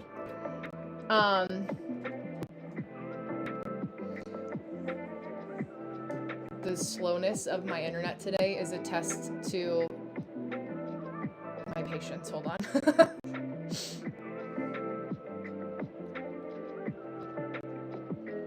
This is me practicing limiting my frustration or going with the slow flow in real time. Hi, Orion. Hello, hello. Yeah, I think that at the core, be comfortable with people, like, work with people who are open-minded. You know, if there are people who only come in, they're interested in proving me wrong, you know, I didn't open the door to my house to argue with you. I want to actually focus on the good people like Deanna and Chelsea who are actually, like, coming to me for advice. Sorry you didn't take the time to read the room to know that there actually who are people that respect me as a teacher and a mentor. Like, it's not my fault that, like, you're not, you know, brave enough to show up in the communities that you want to give you attention. But I don't reward childish, negative behavior. Hi, Rory. Yeah, I'm just trying to open more time slots for you guys, so hold on one second.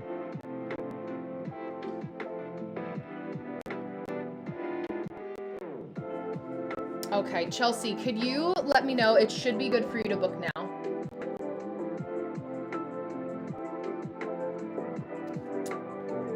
And I'll go back to your comments in a second.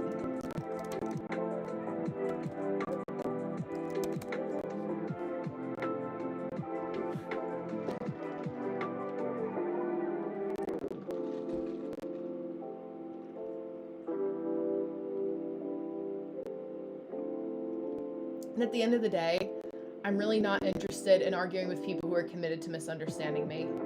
Okay, like Aquarius rising, get in line, bro. Like, I'm not.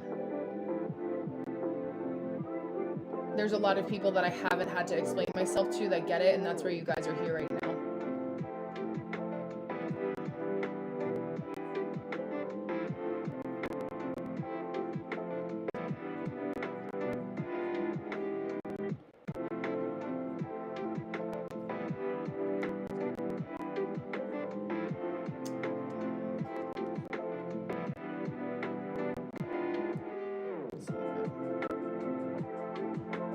Hi, Marie, welcome.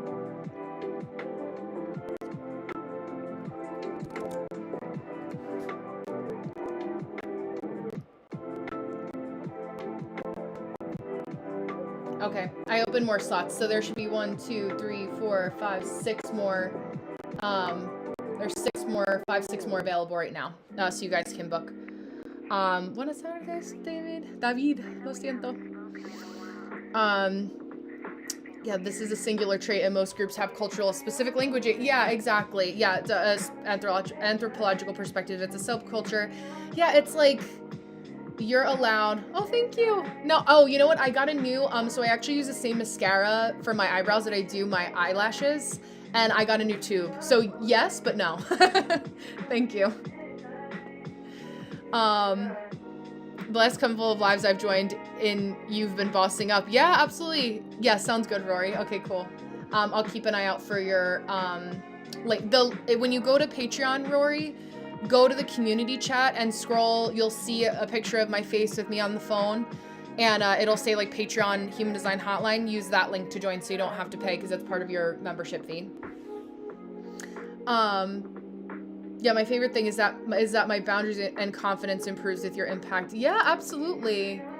Absolutely. I mean, you know, every time like you're like, oh, like it feels, if you have been in a position where people around you have raised you or trained you to give you the cold shoulder or negative treatment when you sit up for yourself, you know, as an adult, if you haven't learned where that comes from, you treat like setting boundaries as like oh, I'm unsafe if I do this, or I can potentially put myself in an unsafe situation, because even the people that I was supposed to be able to feel safe, like my family, my parents, whatever, setting these boundaries around, if they didn't treat me with kindness, like what is a stranger gonna do? You know, so that can be kind of like that energetic nervousness that comes across. But like every time you set a boundary, even in the momentary uncomfortableness, like there's the reward of after the fact. It's like when you quit a job and you're like, oof, I actually feel the relief of like quitting this job because this actually wasn't for me. It's like, okay, now I have another challenge, but it's like regardless, there's always going to be challenges. And I think like knowing when you start to, just to apply this in more of a situation that you guys are looking at, based on the 109 different directions I could go in, I'll say that with posting online, we all know that at some point or another, there's going to be somebody who has a difference of opinion. Opinions are like a-holes. Everybody has one. It's a cliche for a reason. Like, you're going to come across those people on the internet. It's like, it's like, as much as it's regulated, it's unregulated. Oh yeah, it may have been too quick for the sign off because it's already 4:01. Try 4:10. Hi, Rambo. Yeah, exactly. Brush it off like a line 5. And I think too, like, yeah, people, you just have to learn that like you're safe. What I said in that full moon meditation, you're safe to be seen by people who don't understand you. And it's not worth it to try to over-explain yourself to people who don't understand. I think just because like for me, I'm always looking at it where like I understand that like people and humans can be pretty predictable after a while when you spend enough time in the space, and like you can kind of always see what like the intrinsic motivators and like general motivators are for people for why they are rude online. There may be more than one person trying to sign up for the same time, Rory. Maybe that's why. Let's see. What is it saying? Is it just not letting you book, or it's saying like pick another time? Because I know Chelsea was also trying to sign up, so maybe you guys are, okay, yeah, Chelsea was also signing up for the same time, so that's why. So you were bumping each other out.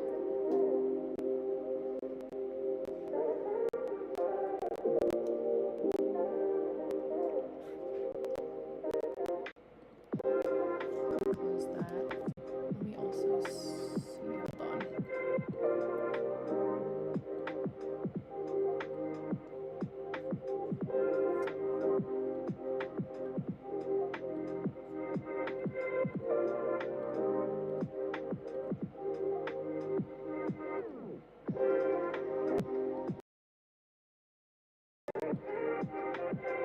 Just gonna see if my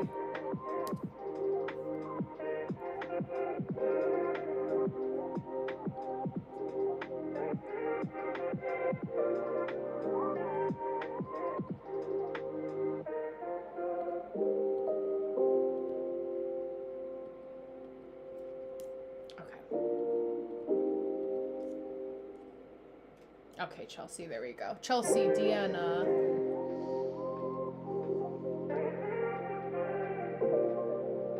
So I have 4:20 available, 4:40, 4:50 Eastern. I know Tanner was going to try to sign on, so maybe that he got bumped too, but 4:10 I have for Chelsea. Because I have 5 minutes and I've been drinking a very large coffee, I will, oh, sounds good. Sounds good, Sorceress, thank you. Hold on 1 second, I'll be right back. I'm gonna use the restroom.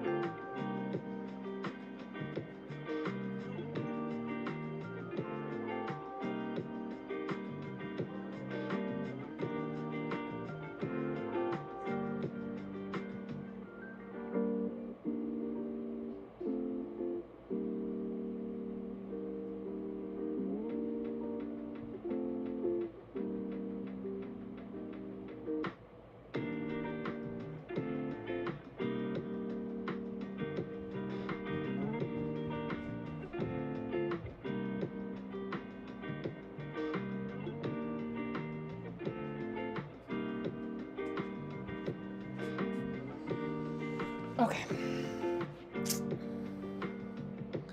No, you're fine. That's why I did 4:30. Yeah, I understand. I know, usually when I open, it's like opening the floodgates, and then I keep getting bumped. Rory, try for 4:50 now. And I can always, if no one books, I can always bump you up earlier. Yeah, I have Tanner that booked for 4:20. So 4:40 and 4:50 are open right now.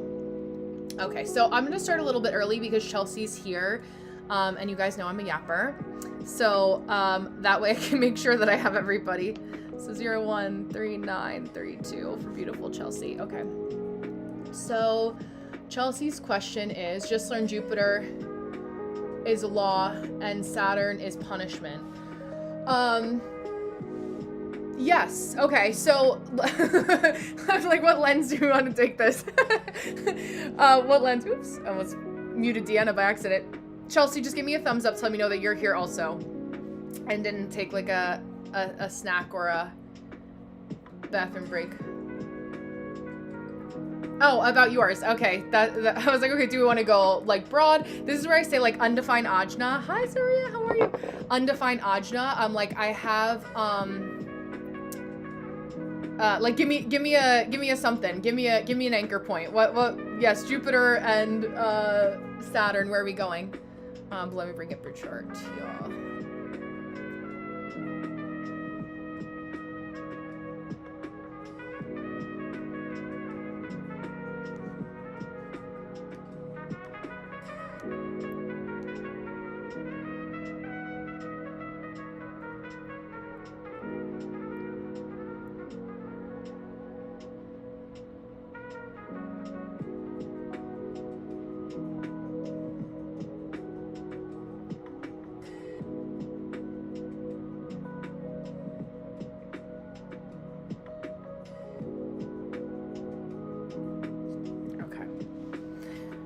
So yeah, if you want, copy your question. So if you get booted again, Rory, when you try again, you can just paste it once more, just in case. Okay, so when we're looking for you, Chelsea, when we're starting out with, well, let's start with Jupiter, because you wrote Jupiter is law first. If we're looking at it through that lens. So interesting enough, so your Jupiter is gate 59, which is the gate of bond making and sexuality in the sacral, in the 6th line, which is known as the one night stand. So again, just give me, yeah, okay, no, you're here. Yeah, we already covered that. I wanted to make sure. Hi, girl. Okay. So if we're talking about Jupiter through the lens of law, gate 59, gate of bond making and sexuality, in the line of the one night stand. A law for you to live by is to, and this also has a lot, like very complementary assets to Gemini, is to let people know what you're in it for transparently. It's okay for relationships to be transactional, which is good for Geminis, if the law is that like I am laying down the law so you know the boundaries of the relationship beforehand, right? Like what is it that you're looking to get out of a situation with somebody? The situationship can be fine if the law is set where the clear-cut law is that we're in it for the night, not in it forever. You know, or like we know what we're mutually in it for.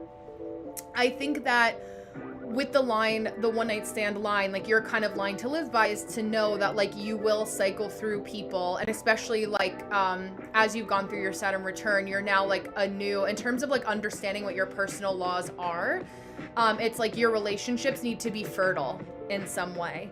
You know, like the reason Geminis get a bad stigma is because they move very quickly, but because the other person, it's under the guise of feeling like it has to be trickster-like. You know, so it's like, oh, like there's the preconceived notion that if you as a Gemini or somebody with this placement tells somebody what your intent is, then they're not going to like that it's transactional and run away.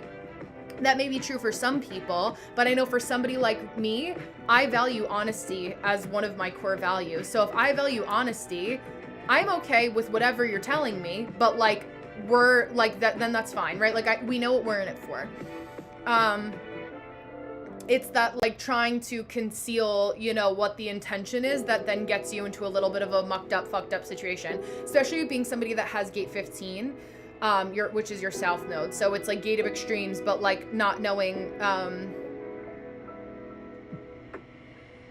there's a balance between allowing people to miss you because absence makes the heart go fonder.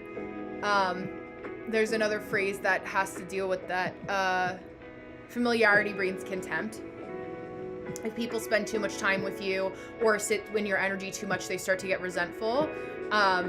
That's also true. That's also true in parasocial relationships online.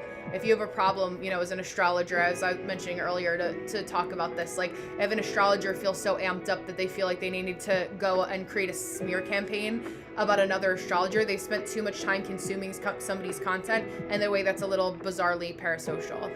Yeah. So, I mean, the great part is about like when you think about business and personal laws you need to live by, like you would not do well, and I don't either, with like my mentorship is 8 weeks for a reason. I've had people that will rebook me after 8 weeks, but we have a clear written document agreement that we sign for what are we working on for the next 8 weeks.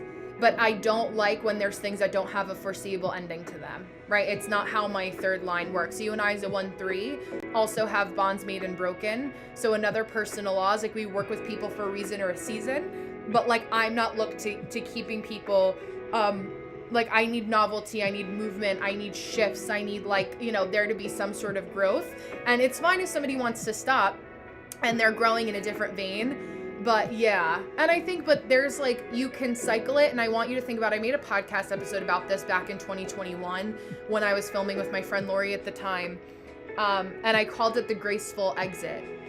When you're cycling people and it's the relationship is coming to an end in some capacity, just because it ended doesn't mean that you can't pop back in. I have people that tune in all the time that I haven't spoken to online in a year, but I don't see it as like you're one of my clients that comes from an online space. So like just because you got readings with somebody else or you know, went about going to do new transits, like, yeah, or learning new transits, learning new things about your design or the transits, like that can be its own, it's like neither here nor there. I know that I also as an individual don't like to feel locked into something that doesn't have evolution built within the dynamic of the relationship. So,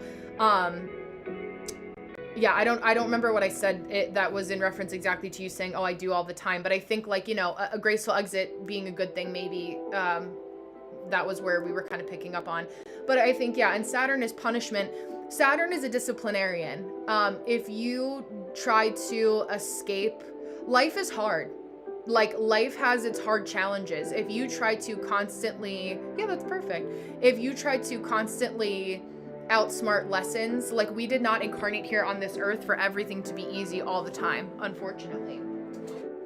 With the way that we have our, yeah, your gate 13, gate of the listener, there's data there, right? Like we also have our sun gate placement that's about to illuminate that part. So it's like, are you actually listening with a clear headspace, right? You go back when you feel clear.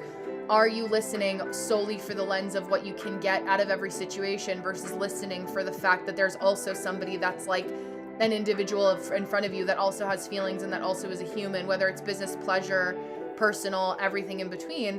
Like, are you bringing awareness to like, okay, in order for me to not feel frustrated and to not feel foggy, if I stop letting my mind go on this total monologue and having my own conversation as I'm talking to somebody else, that can help me sit and get a little bit more clear. So like in that, like if you think historically about some of the biggest lessons of your life, is it because you didn't listen enough at the beginning of going into the relationship? It doesn't mean it's always going to happen every time with every person, but I think that also can be kind of a lens where you're looking at like, okay, like, am I thinking about this a little bit more holistically versus like just me in relation to what I can get out of this thing? Also comes back down to being like, transactional. And also like, you know, you need stimuli as an Aries moon, but I think like balancing that stimuli with a lot of your placements too, I think a lot of it is like that inner turmoil, you know, or that inner, and turmoil doesn't always have to be something that's totally a bad thing, but just a lot of like needing to go, needing to move. Hi, Sarah. Wanting to do, and how maybe acting too quickly could get you, yeah. Hi, Louise, welcome. Get you into some tricky situations where you're like, oh, okay, I have to listen. I have to go back. And think about this a little bit more clearly. Yeah. And I think it's like, are you listening to what you know you should say in those kind of conversations too, right? Like, is it that like, oh, I didn't say something, like I'm just using the situationship as an example because that's like the last reading or the reading before last that I did for you in that kind of situation. But I think it's like, oh, did I not listen? And then I overstayed my welcome, you know, or they overstayed their welcome in my life, you know, and how does that kind of play out? I would also think about that a little bit too, in terms of gate of the listener. What didn't I listen to that was a still small voice that I should have listened to a little bit beforehand? How much time do I have left with you here? Okay, we're at the almost at the end. Sounds good, Tanner. Thank you. Yeah, I think actually right now, because I'll pivot over to you in a moment. But yeah, I mean, you know, just in the short kind of recap that I could say, if we're talking about like the laws that you need to live by with Jupiter, gate 59, Virgo, is like keeping yourself organized. Yeah, and I don't listen to intuition. Yeah, I think it's, you know, and you also are placed in a dynamic that I understand very well, where because of the relationship that you have with your mom, love was not unconditional. So you also are unlearning that very 40-37 need of like what true reciprocity, hi Damaris, in a relationship is. And so all of your relationships, business, professional, etc., can be like you have to give so much in order to prove that, not your worth, because I feel like we hear it more so through that context, but how I see it is more so like, it's like to make the other person happy, right? So I think like kind of paying attention to that too. And it's like, no, but like the reason you feel like it's hard to listen to your intuition is like, okay, but I'm allowed to be concerned about what makes me happy first before I engage in this relationship, personal, professional, romantic, platonic, all those kinds of things. So I would also focus on that, you know, full circle to bond making, and then to listening. Listen to your intuition, or that'll bite you always, but especially for you. And then really be aware of who you're bonding with and why. And you know, if it's like, okay, I need to take this hair extension client that's kind of annoying, and I know I'm going to be here for 4 hours, but I also need to pay my rent, like that's okay, because that person serves a transactional relationship of you just doing their install and, you know, blending the extensions into their hair for their wedding that's coming up.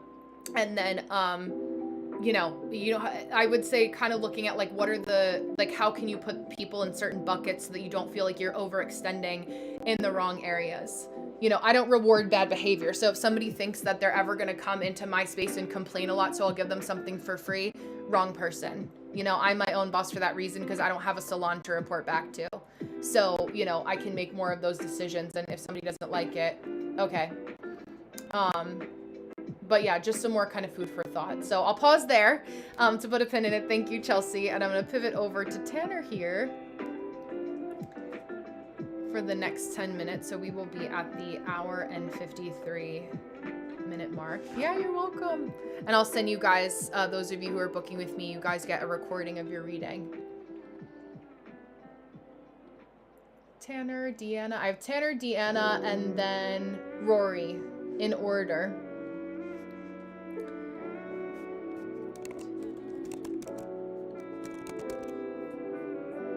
And then we're 7:28 a.m.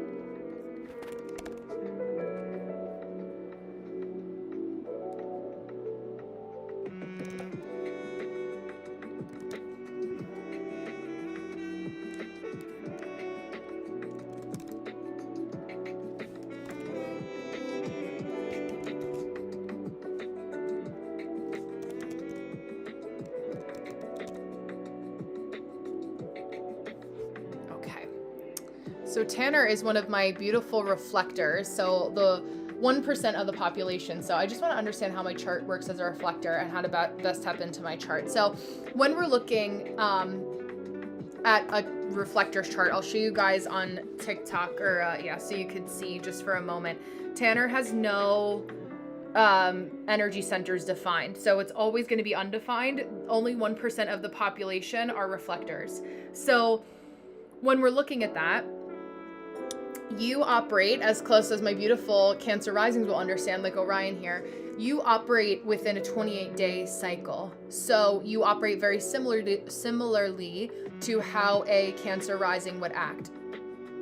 Excuse me, every 2 days, the moon shifts signs. So the biggest thing that I can say for you, just in answering your question of understanding your energy, on AstroSeek, type in moon calendar, astro-seek, and get familiar with what the moon is doing every single day, because it creates temporary definition in your chart, but it's overwhelming to start to look at your human design chart when you are first starting out, or when I have any reflector that's already like feel like you have energetic whiplash every single day. My Aries moons, my Cancer risings, combination of all the energies will feel that and understand that too. But you just want to get comfortable with knowing what the moon is doing. So the moon is in Leo. Right now, or Cancer, it's about to go into Leo. We have the full moon in Leo tomorrow. I want you to focus, Tanner, on understanding if you have, most reflectors I work with have more energy during the full moon. Like, it makes sense, like, you booked a reading, you're like maybe a little bit more extroverted during the full moon, and then during the new moon, you may feel a little bit more depleted. So paying attention to that for one. And then, as I keep mentioning, every 2.5 days, the moon changes signs. So start to look at historically, when the moon has been in Aries, or the moon is in Aries today, how do I feel? This is going to kind of be the frequency of the next day and a half or 2 days. Then when the moon is in Cancer, okay, this is how I've kind of felt the last 2 days. Yeah, okay, yeah. So then you know, that's perfect. So you know, a full moon equals more energy. So any of your harder conversations, sticking up for yourself in some capacity, journaling to help you see the trends. Like, I would print out the moon calendar and keep it somewhere, or make it the background on your phone. That can also help. Because it'll just get you in tune with why you feel like a different person, and it feels like it's harder to track. It feels harder to track because the cycles that you go through emotionally are just prolonged by a month. So even though it ironically makes you feel like sometimes frantic, you know, or a little fast paced, I'm just gonna plug in my phone here. That's how you can start to look at your energy in that way.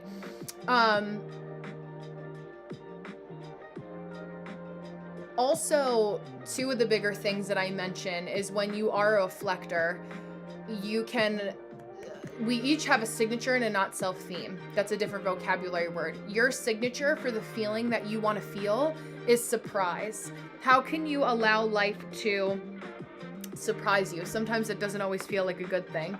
Let's get a little blurry. There we go. Okay. But you want to feel delighted, surprised. Like, there's ways that you can experience joy a little bit more effortlessly. Those are things you want to focus on. When you feel disappointed in a person, place, or thing, that's how you know that you want to pivot in a different direction. How can you address those kinds of elephants and say, like, okay, I'm feeling disappointed now. What is it that I need? Either I need to have a conversation with this person, or I need to really think more seriously about a different job, or where I'm going to work next, so on and so forth. Those things are going to be important for you to start to pay attention to. For every reflector, I always say there's usually some sort of chronic condition that you guys go through again and again, or have repeatedly. So with that kind of energy that you're feeling, right? How can you pay attention to, like, getting your physical needs met? Because I say that reflectors, like my non-sacrals, are spiritual beings that have to remind themselves to come back to understanding that they have a human body. So that's why your body, it really does keep score and has a certain amount of like, you have a burnout threshold, which can feel like you maybe have been going through it for a while. Thank you, Orion. That's so beautiful. I love that. The rising key. I love that. Now, breaking it down to talk a little bit more about the astrological overlap, which I also like to talk about with reflectors. This is where you'll see, probably if you've looked at the My Human Design app, or there's some human design apps where it's called your most important gift. Hi, David. Your most important gift, which is interesting. It's the first, it's your a gate 1 Scorpio sun, which is the gate of self-expression. So whenever you're in an environment for too long that makes you feel like you can't express yourself authentically, that will also start to make you feel really restricted. Gate of self-expression sits in the G center. You have 4 gates that are activated there. So, like, places and spaces that you feel like you can have a little bit of room. You don't like people to be breathing down your neck or be like micromanagers. Like, you want to be in places where your boss is just busy enough in a good way where they can kind of like step back a little bit and trust that you can figure out some things on your own, or like appreciate your autonomy. That also comes with time and age too. I feel like, as you know, with your age also, it's like that, like early 20s is always like the messy middle ground of like having to spend some time in places. Hi, Gil. I don't know. Suku? Sorry. I'm just doing a paid reading for Tanner, but I'll answer that in a little bit from what I can understand. I have a couple readings back to back, and then we can close with some discussion. Thank you, yo. Hello. But I would also pay attention to those kinds of things that like, where have you suppressed your creativity? Especially as a Scorpio, like you need a little bit of that elbow room, and a Cancer moon, like you're sensitive, conjunct Jupiter. Hi, Maidens Vibe. How are you? Welcome. It's nice to see you. You're sensitive. You're a lot of water. Hi, Yvonne. Welcome. A lot of water. So needing to be able to have that kind of nurturing of your emotions is important. Writing, baths, water, cleansing, Florida water, put it in a spray bottle.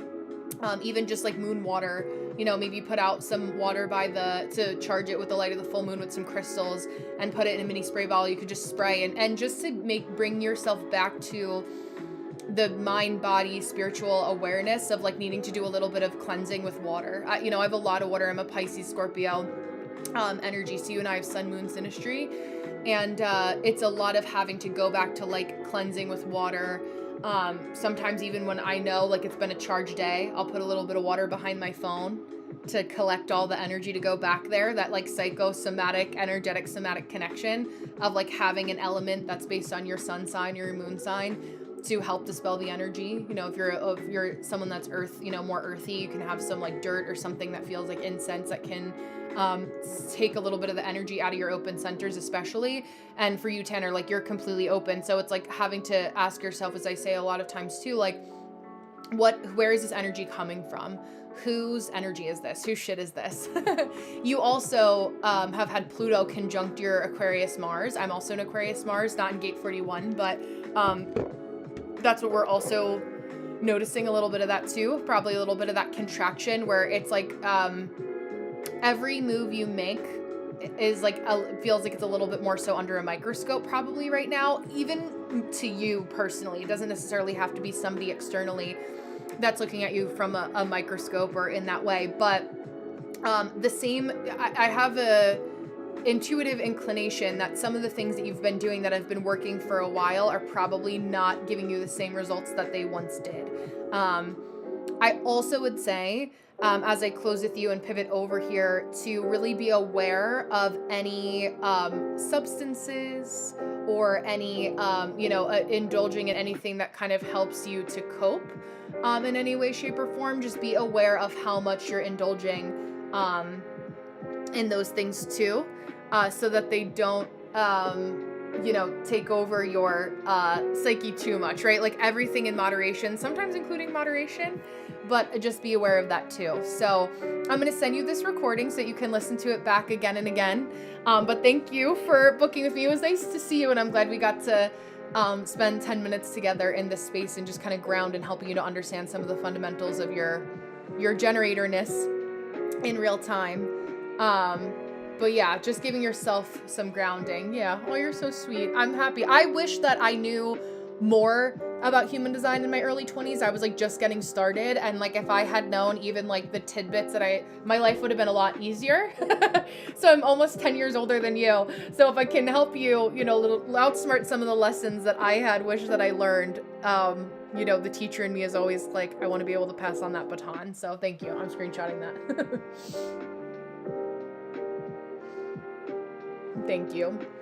But Deanna, and then I have no one that booked for 4:40. So Rory, I may be able to bump you up if no one books for 4:40.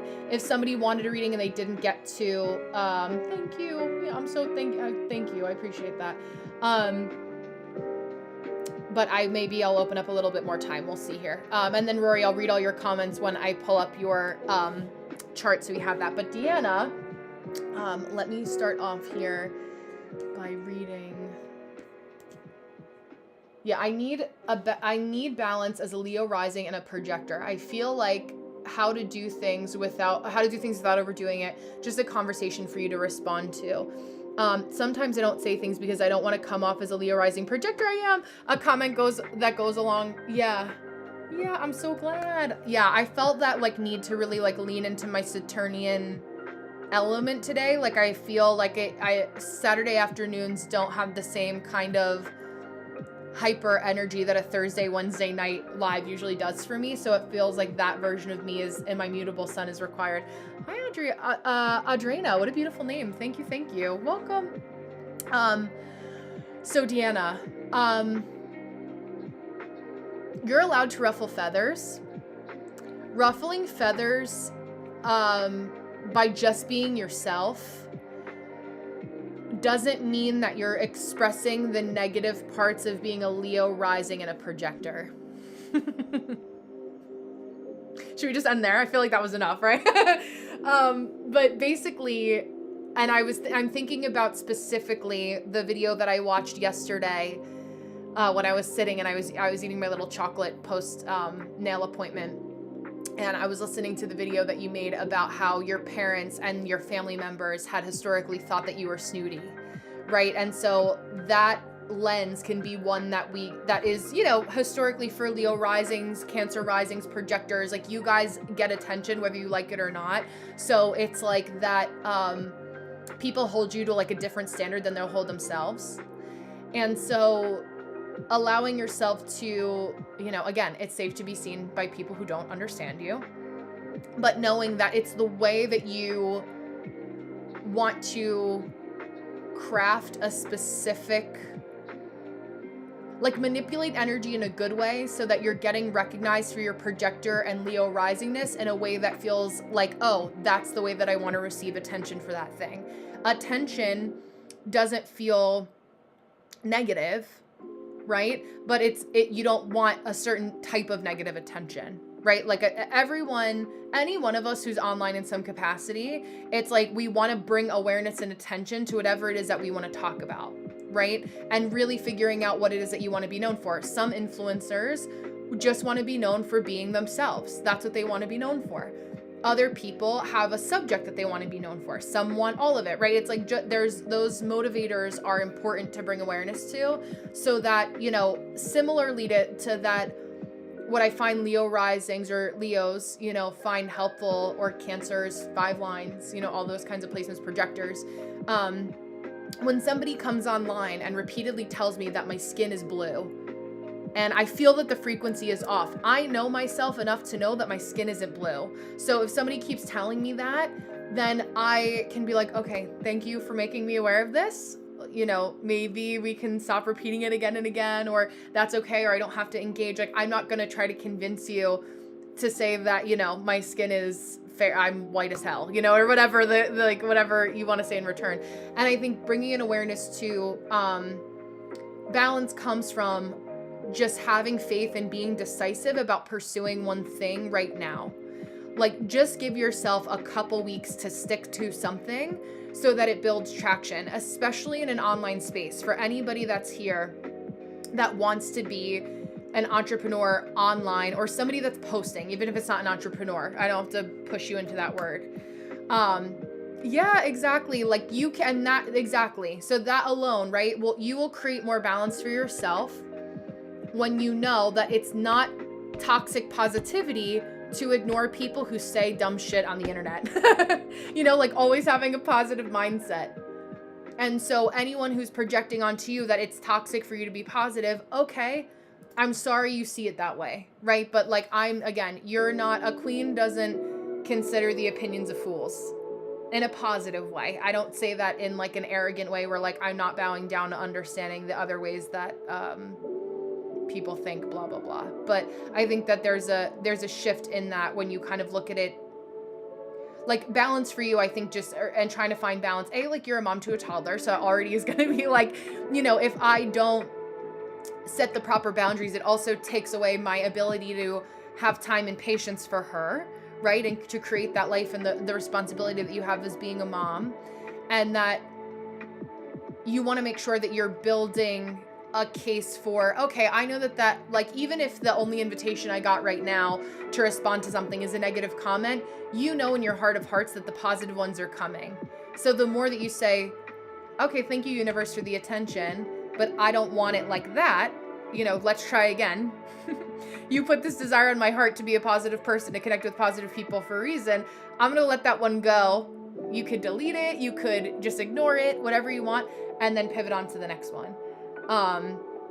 Hi, Blessed. Welcome, welcome. Aw, I love your username.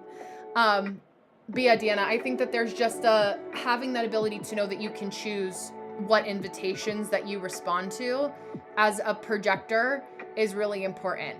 You know, we only had 31 days in January. You can't RSVP to 4 parties every single day that are all at the same time, right? It would be impossible to do that. So when you look at it through that lens of understanding that you get to decide what invitations you respond to energetically, it starts to train the universe to only give you invitations that they know that you'll RSVP to. And that can be applied for all of us with whatever we want to manifest, but it's exceptionally true for projectors whose strategy is to wait for the invitation.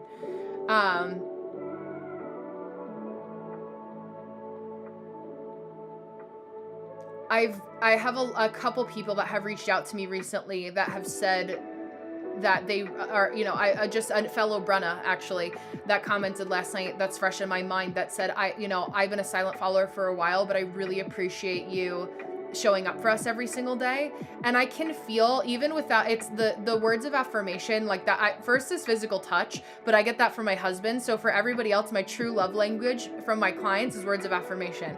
How many times have you guys seen me on here where I screenshot I screenshot something, and I just posted one of Deanna's compliments and testimonials, Orion's testimonials over on my IG.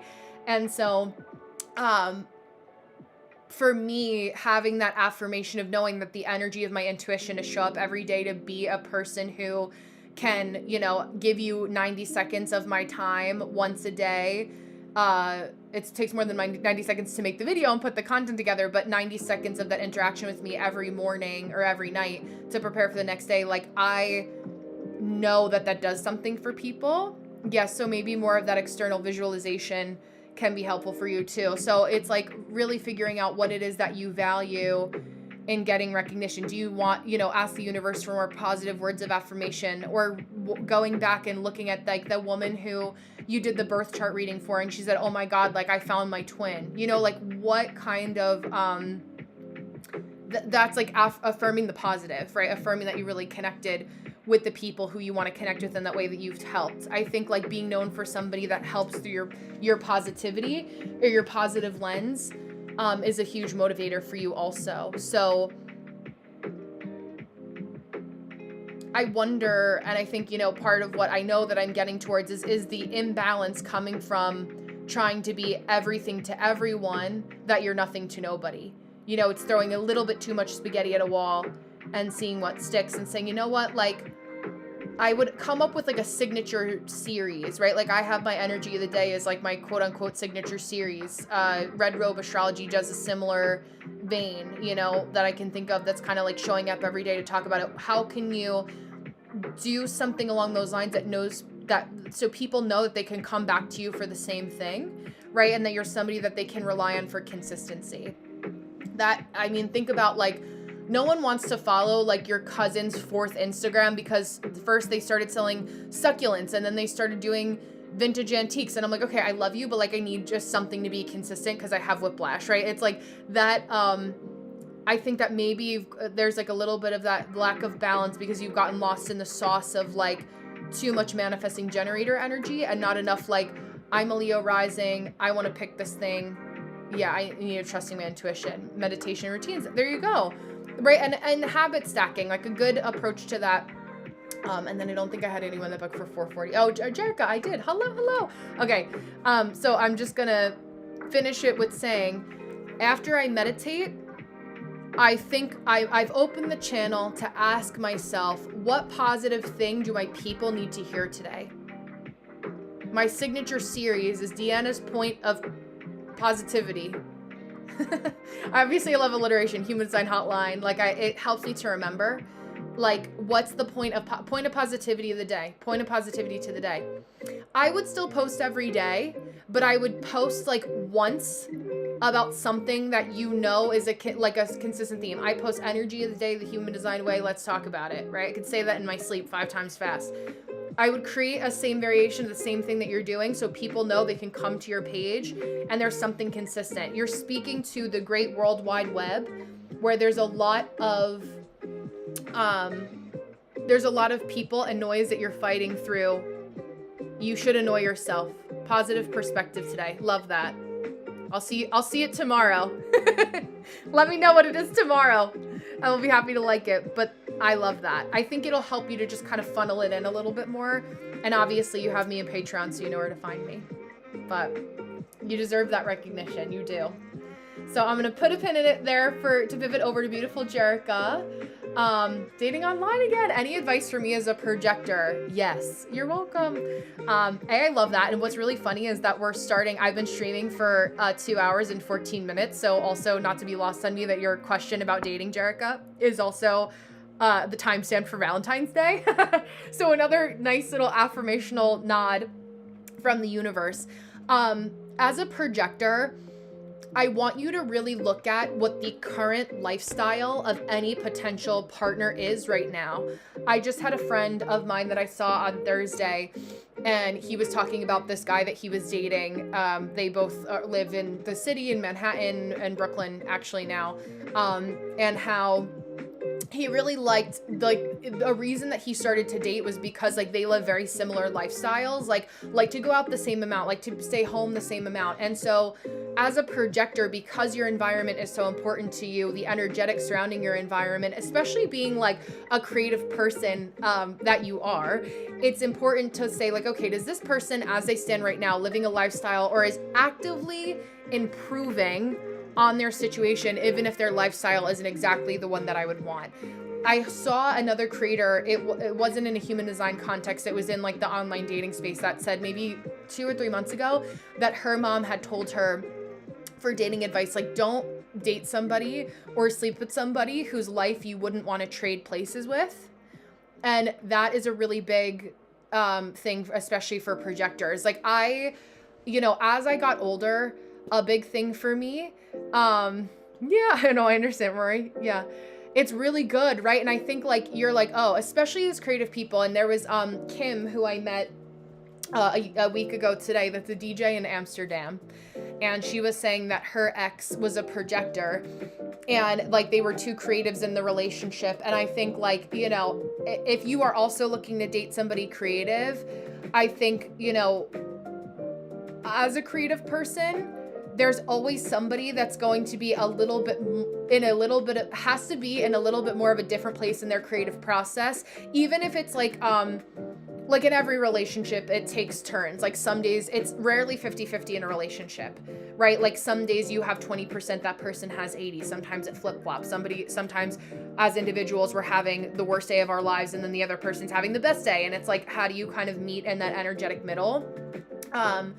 And just, I think also being in an area of the world where, you're an ambitious person, especially having an August 20th B-Day, you're an ambitious person.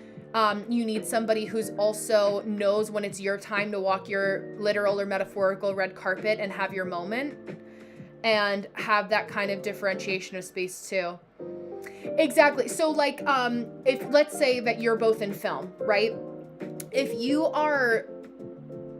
If one of you is in the beginning research stages of a project where you're spending a long time, in the research phase, and the others in the post-production phase where they are going out and then starting to do all of the red carpet, extroverted stuff, and they're not at the introverted part of your creative process, I find that to be more helpful than you both competing and being in the same research phase in your creative career. If you were to date somebody that was, and maybe I'm channeling somebody that you're have connected with or thinking about in some capacity, sometimes it being a projector where you're going to get recognition, with another partner that you're understanding or trying to use your discernment to see if they are confident enough in themselves to understand the creative process, they can get resentful about the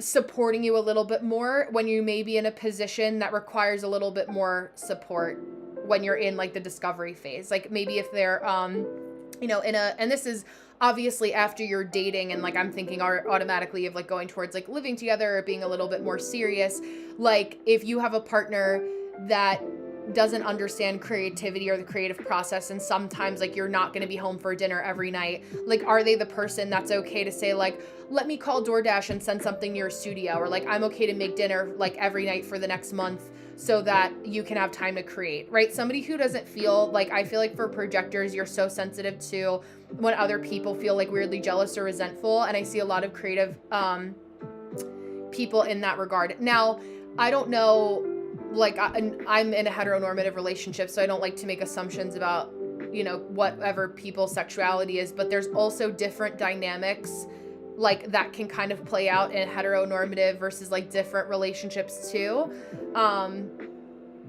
that also affect the expression of that.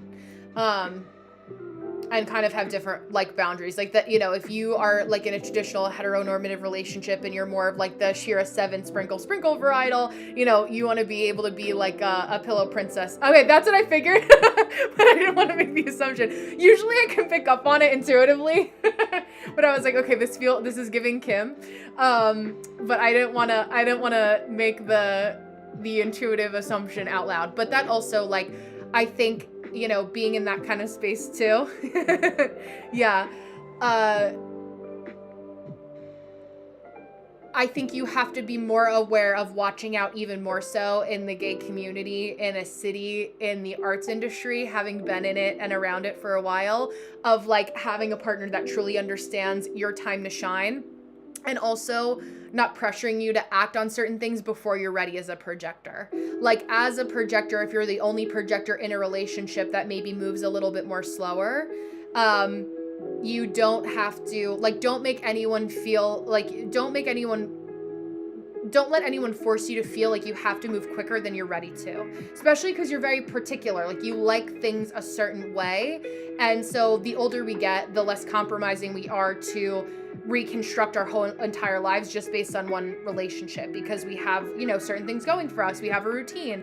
And so you want to make sure that you have somebody that's going to complement that as an individual partner that is strong in their own, versus different. Like my friend that I was talking to, for the guy that he was dating for a while, like he already owned his apartment in Manhattan, and he was like, okay, this is amazing. So now I don't feel pressured like he had historically in his relationships to like, oh, the lease is ending, let me move in really quickly because it fucking sucks to try to find an apartment in Manhattan, you know, or like those kinds of things that you can feel a little bit like environmentally pressured into doing. And so yeah, I would just give yourself a little bit of that grace to know that, like, if you are also dating people who are within the creative industry, like that they are also go-getters who understand the creative process, but also have kind of like a flow.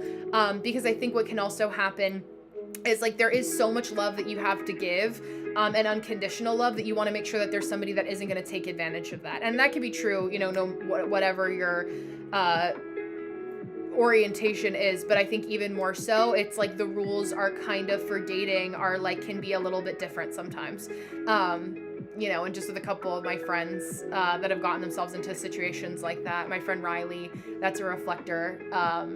You know, one of my other clients, Amy, that's a reflector. Like you guys are, even though I know you're not a reflector, it can also that pressure can be very real environmentally, because you feel the need of that other person so clearly, and you can see what they need, that when you kind of have those rose-colored glasses of falling in love, it could make you be over-giving too fast, too quickly. So, you know, I think that you're also somebody that's pretty discerning. Like, you strike me as somebody intuitively, but also with your design that's like very observational. But I think that, like, you know, be cautiously optimistic is the short variation of what I can say. But I'm excited for you, and I love that, again, it was our Valentine's Day timestamp here. And I'm going to pin that for now, so I can pivot over to Rory here. Thank you, Rory. We finally got you booked. And then if anyone else does want to book, I can open up more slots if anyone wanted to book before I hop off for the evening. Yeah, absolutely.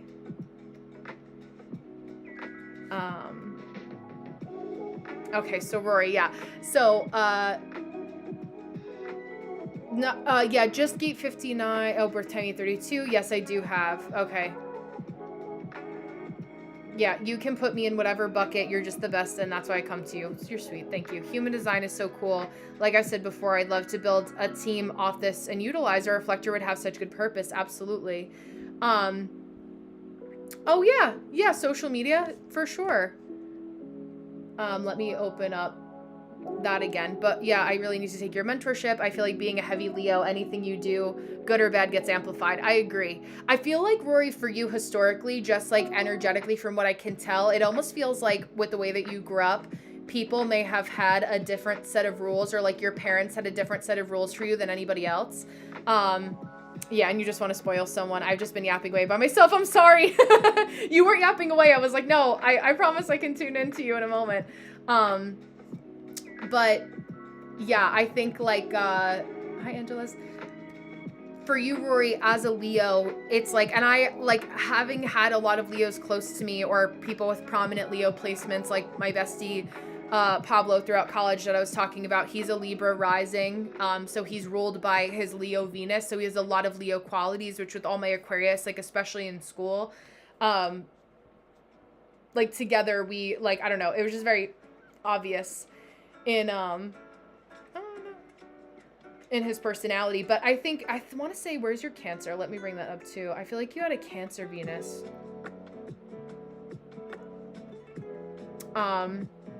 Nico, I love that. Yes, enjoy. I'll see you later, Orion. But your question specifically was how to keep energy drive high when starting my new schedule. Good habits that are in line with my human design, focusing on meal prep habits and workout routine to keep my drive high and greatness to continue. Well, I love that. I love that. I love that.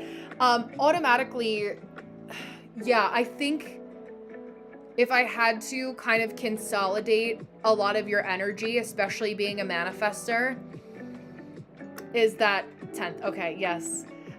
Is that with Leo, is that perfectionism is like a moving target, where people have kind of consistently always given you these like varying different rules. And especially in business, like you are a work setting, it's like the things that people say that they want from you as a manager and someone who's managing a manifestor like you, who's only 9 to 10% of the population. Oftentimes there's something about you that just like they feel that power and like prowess, I want to say, with like all Leo placements. Like they don't understand why they like feel threatened by you. With Saturn, there you go. Yes. So when you have those luminary qualities of Cancer and Leo, you know, like those, that kind of overlap and manifestorness, it kind of goes back to, and I feel like that's always a theme with all of you guys, like you're getting recognition, but how do you funnel that recognition in a way that can kind of be like PR friendly, or like the artist manager in me that's like, even if you're not a creative person per se, it's like, how do we kind of keep you, like that's like really fucking annoying, just like validate that for you, like to always feel like you have to be on the defensive. But a lot of Leos, like also I feel like there's kind of a little bit of a masochistic quality of like kind of liking to have to prove yourself wrong, and do operate, especially as like heteronormative like Leo males, like do kind of enjoy operating out of spite. So I don't know if you guys, hi Jen, I don't know if you guys can also relate to that as Rory can, or I've seen that, but yeah, the power is definitely seen, but it needs to fit their mold. Exactly. And so unfortunately, because you're young, right, a lot of people will dismiss what you know or your power because they, like your age hasn't caught up with your wisdom yet in their eyes of the normal person. Yeah, exactly. I need to have your own team. Absolutely. So when you talk about your new schedule, so that I can help you a little bit more too, are you starting a new job that you're working under somebody? Or are you just like looking to start a new routine and structure because you feel the call to have a new routine and structure? Or are you in the process of creating something new? Rory's over on YouTube, by the way. So if you guys on TikTok are confused and didn't know where the chat was coming from, that's where it was coming from. But I did open more spots for, on TikTok. So for Human Design Hotline, Jerica, if you wanted to book again for social media, or if anyone wanted to book, I did open like 5 more spots, I believe. Yeah, there's 5 spots right now. Hi, Balduni, welcome. But I think like you know that you're meant to have control over something. Either way, Mike, I'm just doing a paid reading for Rory, so I'll tap into, oh, bye, Deanna, I'll talk to you soon. I'll chat with you guys in a little bit. But when it comes to starting a new routine, okay, so this is what I'm doing weekdays, 5 to 2:30. as an apprentice, and then splatter nights at a restaurant during the week and weekends. Okay, I love that. So you have a little bit of break in the middle, but I love that you're in early and you're out early. That is like, honestly, if I were working in any type of like corporate job or working for somebody else, I would do that too. Also, I think like if you find that you need a bit of a break because you do have an undefined sacral, allow yourself to take a nap in between that. No more than an hour, like an hour nap maximum. Set an alarm and be serious about like having an alarm. Maybe like you could do the 20-minute nap hack where it's like you take a small coffee, and then sleep, because by the time you wake up, the caffeine is like in your bloodstream. That can also be helpful. And then, you know, in those routines kind of after that, specifically looking at your question here, talking about, you know, meal prep and stuff like that too. Yeah, so I've been thinking about workout habits. Thank you, Baldini, welcome. So I've been thinking about my workout habits need to change into more of a midday, and eating needs to be prepped and fully made. Yeah, absolutely. I think also working in a restaurant, like it's so easy for those of you who have worked in restaurants before to just eat the free food that's available. I know that for me, particularly, my body functions best, and like understanding if you're more of a carbs or a protein person, yeah, definitely allow yourself to take a nap if you need it, especially if it's a day where you're up at 5 to 2:30 and then going to work out. I know that, and thinking about it through this way, with your human design, it kind of depends. This is where you kind of have to use the experiment part of the human design experiment to see what your body craves. So I do really well with prioritizing protein first. So every meal that I have has to have protein. I don't allow myself to drink a coffee like this unless I have a lot of protein. Like my breakfast is egg whites and then a piece of sourdough toast. I love like the high protein carb like wraps, like the tortillas that you can get at the store. And then I literally have like $20 worth of chicken which is like nothing nowadays, but $20 worth of chicken defrosting upstairs to cook for like the next couple days. I usually meal prep twice a week in some capacity, like just the things that take the longest, like to cook a protein. Unless it's something like a steak that I just cook for 4 minutes on either side. But I think like even on the days when you are going into work at a restaurant and it feels a little bit scattered, if you have to eat at the restaurant, just focus on like, okay, I do well with like protein and then a little carb and a vegetable or something along those lines. Like think about things that just make your life a little bit easier, having more of those like rules that help, because when you're starting a new routine, the way that it helps to make it sustainable is that if everything doesn't feel like it's all changing at one time. Haha, easier said than done. Yeah, I know I can eat, but it feels like I need to min-max. Yeah, I feel like what is the name of the app that I use? I would follow a macro. I feel like every Leo that I know too, they're like very, like macros is better than, so you're looking at like the fat, like the macro distribution of your food. So like protein based on your goals. There's what the heck is the name? I have it on my phone. I use it every day. It's like a macro calculator, but essentially, when you're in a routine like this, like for me, it's like getting dressed. Like I love fashion, but like there are days or weeks where I know that they're going to be particularly busy, and I just go back to eating my old faithful things that like food is substance. It's not always something that has to be like I have to treat myself to like making something and sitting and making food all the time, right? So yeah, I do look at it like just exactly, like giving yourself a little bit more of that time. So again, you as a manifestor full circle are going to dictate the terms of your life, right? So like figuring out as a non-sacral person where you can have areas of like monotony that allow you to like rest on routine a little bit more is always going to be helpful. To your point, meal prepping, but like deciding what fuels you best. I feel like protein is just good in general. Doesn't always have to be animal protein either, but like beans and all that kind of stuff. You know, or like ground beef. And my husband used to box, and he was eating like cold ground beef and like rice every day of his life, you know, and was just like, I just need the sustenance because I need to not think about it. I need it to be cheap and I need it to be easy. You know, he was doing that and then working 2 jobs to pay his way through college.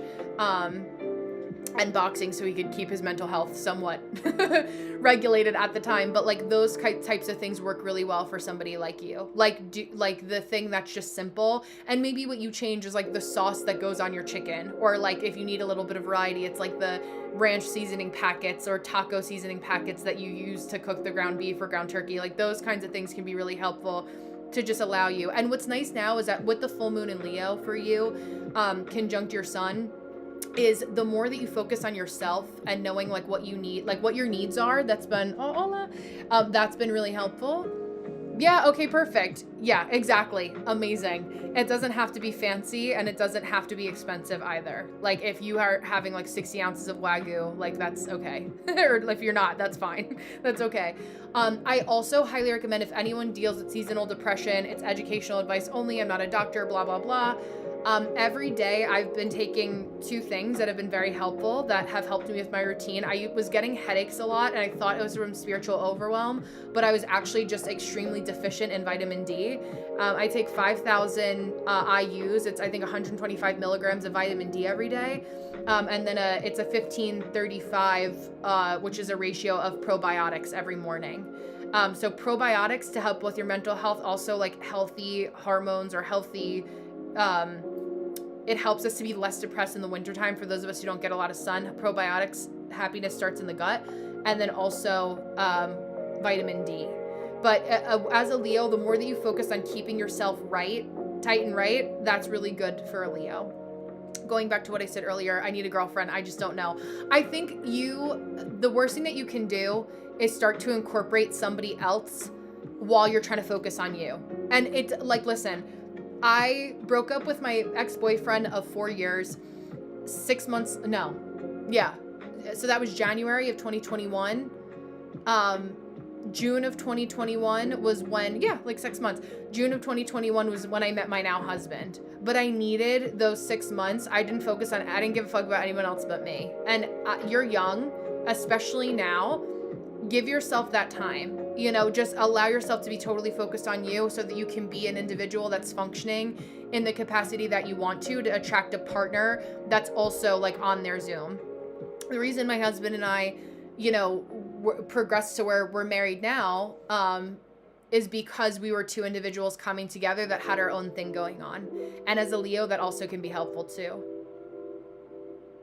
So, I would not incorporate another person in your life right now if I were you. I think as a manifestor, it also, like being a young manifestor, you also need, I'm sorry if I talked over somebody here. Jerica, thank you. I'm going to pivot over in 30 seconds. And then Rory, I can go back and forth to answer, but 2 years I'm on and I want to get out too. Yeah, absolutely. I mean, listen, if you find that desire and you're like, I feel good, like find the places that you want to go where there's people that are compatible. Like maybe a trivia night at a bar. That's kind of like old of me to say. I feel like that's a very like me being like 10 years older than you.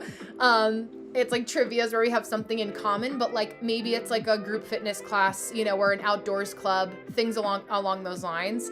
It's not ideal right now, but that doesn't mean you have to like discredit somebody. The right person, will always find you in that time.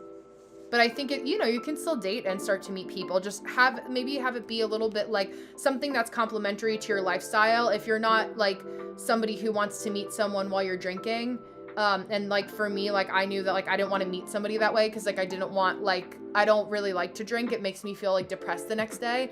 And also if I'm reading, I don't like to feel like I have the aftermath of like just alcohol in my system. And I haven't been drunk in many years, but yeah, it just doesn't do anything for me. Yeah, I was gonna say hiking club, outdoors club, affirmation from me to you. Yeah, Jerica, I just was pausing. Sorry, I said I was 5 minutes behind. I wanted to just finish up my thought with Rory. He was talking a lot and he's been here for the whole 2 hours.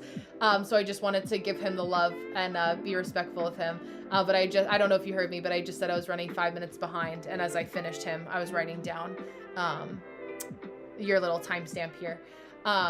But yeah, so, yeah, of course. Thank you. But yeah, so I'll pin that, Rory, and pivot back over to Jerica, who paid for the next 10 minutes of my time. So I'm going on in all concept. Okay, I love that. Oh, yes. Okay, so the a daily signature series, Greenlight Yourself Daily. Oh, I love that. Tips, strategies to create your own film, TV show. I fucking love that. There's also a couple people that have come up on my page recently, which is really funny. Like literally as of the last like week, that film like a day in their life of like going on calls and stuff like that. So there are, and maybe they're already on your For You page, and that's like the way of the algorithm like pivoting. Yeah, of course, we're us sharing the algorithm. But I think that getting into like who are the young actors and actresses that are on TikTok kind of posting and doing like their own like self-taping, that can also be people for you to, you know, engage with in some way so that you can kind of, you know, network in a healthy way.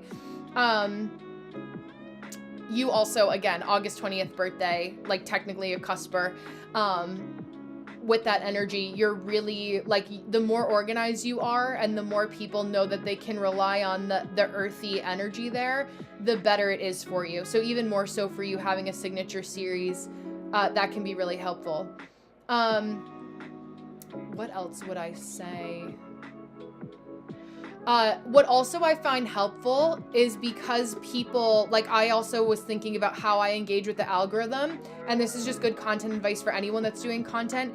Be the first person in your comments. So sometimes, because in the last line that I say in my videos, and I also just know that most people don't listen to the end of content, right? Like they're not watching the whole thing anymore. If they do, it's on like 2x, but people are also like, okay, I'm favoriting this video because I want to listen to it again tomorrow. But in the comments, like have some sort of like call to action. Like you see in my signature series, Energy of the Day, I always put like drop your rising sign or energy type, because that's the last thing that I say after. I never talk for more than 90 seconds, like more than a minute and a half, because like I also don't really consume content longer than that. Again, like the ADHD part of me is just like not there. To always have that. So I don't take it personally if people don't do that when consuming my videos too. Even for myself, when I watch back my videos, I'm on 2x, which sometimes, you know, is data in and of itself. Yeah, absolutely. No, you could do, if you just put in, you can do the same link, Cody, and then I'll pull up the astrocartography chart for you. But you could just write astrocartography so that I remember. But I can do that for you, yeah.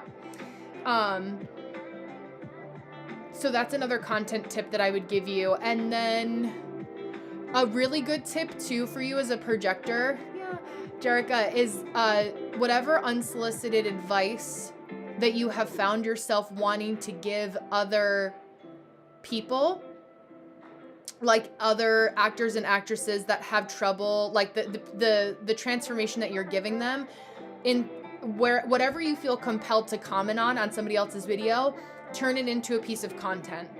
And that's how you'll get more of that recognition. I also think that you can use celebrities to your advantage somehow.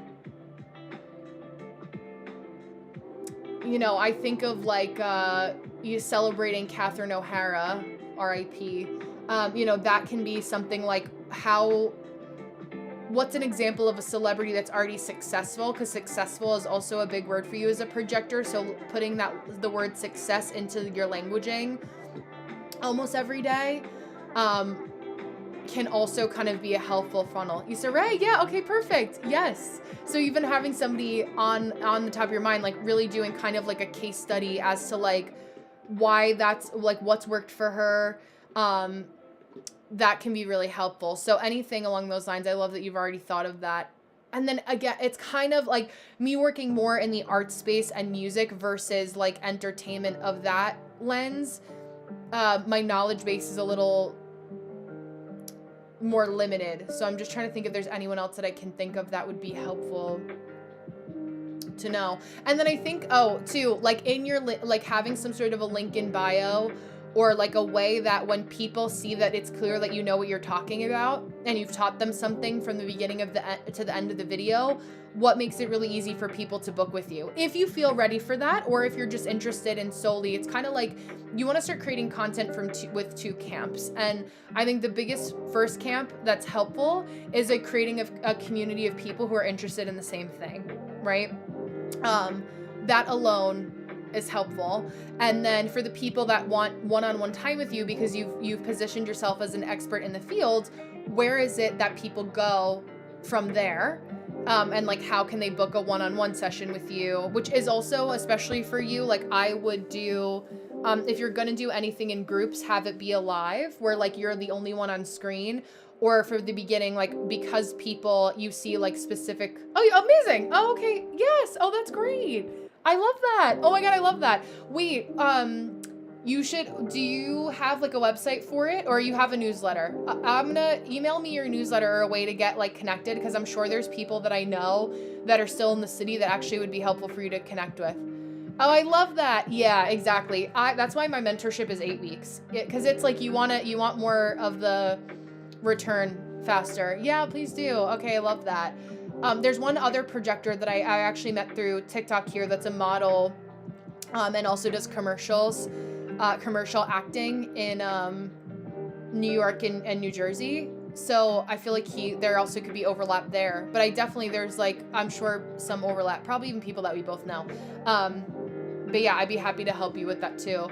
To graciously invite you to give you the invitation. But I love that. And I think that even that, shortening any kind of mentorship and doing more like one-on-one, higher ticket, more money for longer periods of time, where it's like you clearly give somebody like a clear-cut definition of like a portfolio, or they feel a little bit more of that like personal intimacy, is also really good for a projector to have too. But I love that.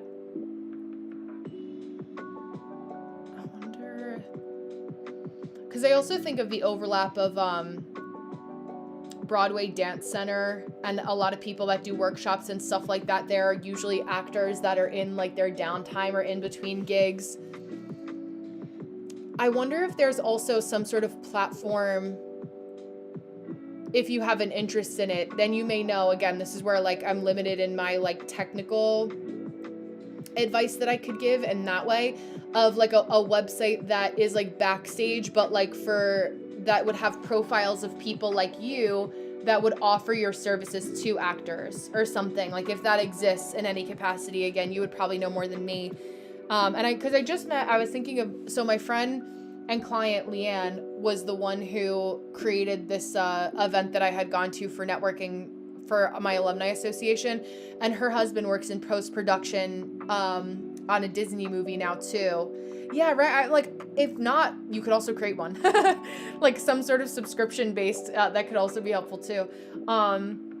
Because as a projector, you love a system, right? Like a system helps you to organize the clear transformation that you're giving your clients. So the more you can give them a healthy, like beginning, middle, and ending that feels good for you and how you want to carry them through your knowledge, I really like that for you.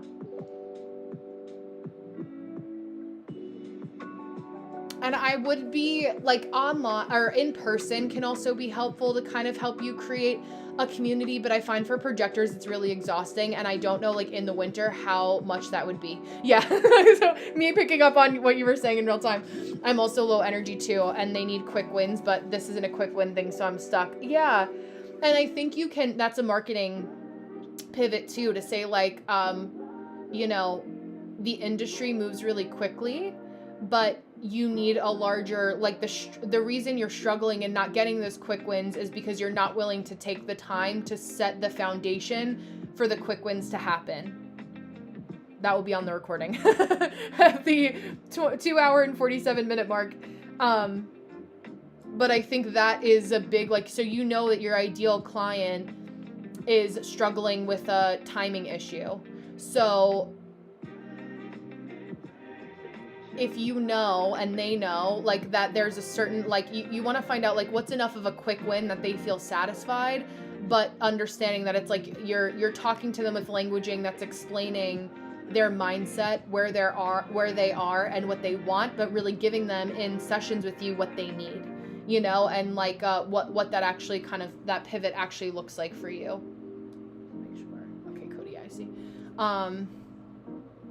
So that's also data, because you book a gig for something and then somebody sends in their casting tape, and then even sometimes within the casting process, as people like maybe the project doesn't get booked. Like you always kind of have to be on the thinking on the horizon about what's next in the industry, especially for people that make it a full-time gig.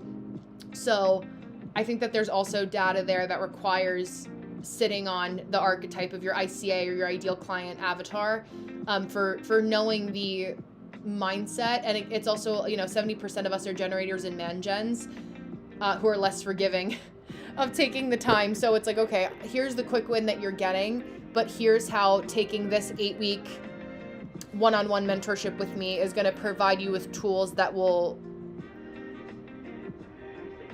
you'll be able to use for the rest of your life, or something along those lines. Like even the daily post can be helpful in giving them a quick hit, and then you elaborate that in a longer session.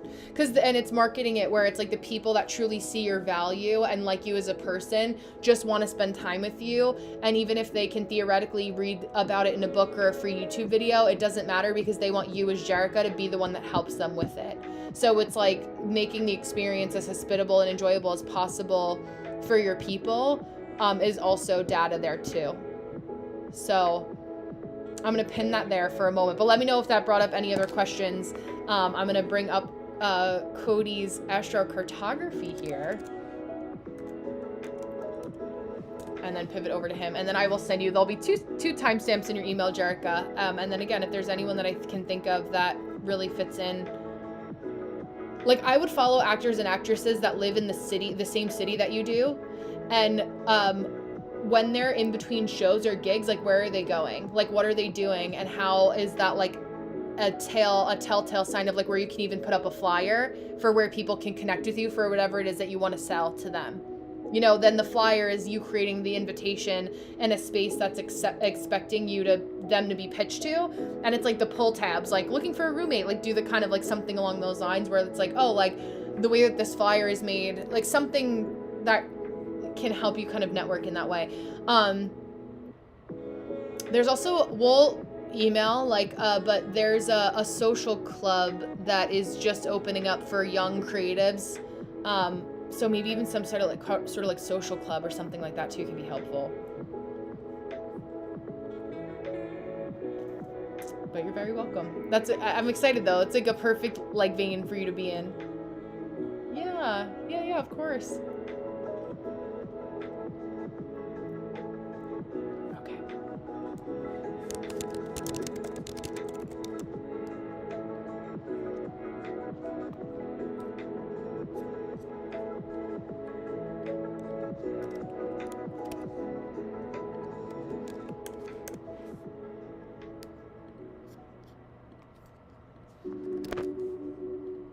I love that your birthday is October 3rd. Like I feel like as a young millennial, like, or like a elder Gen Zer, like that alone with the Mean Girls connection.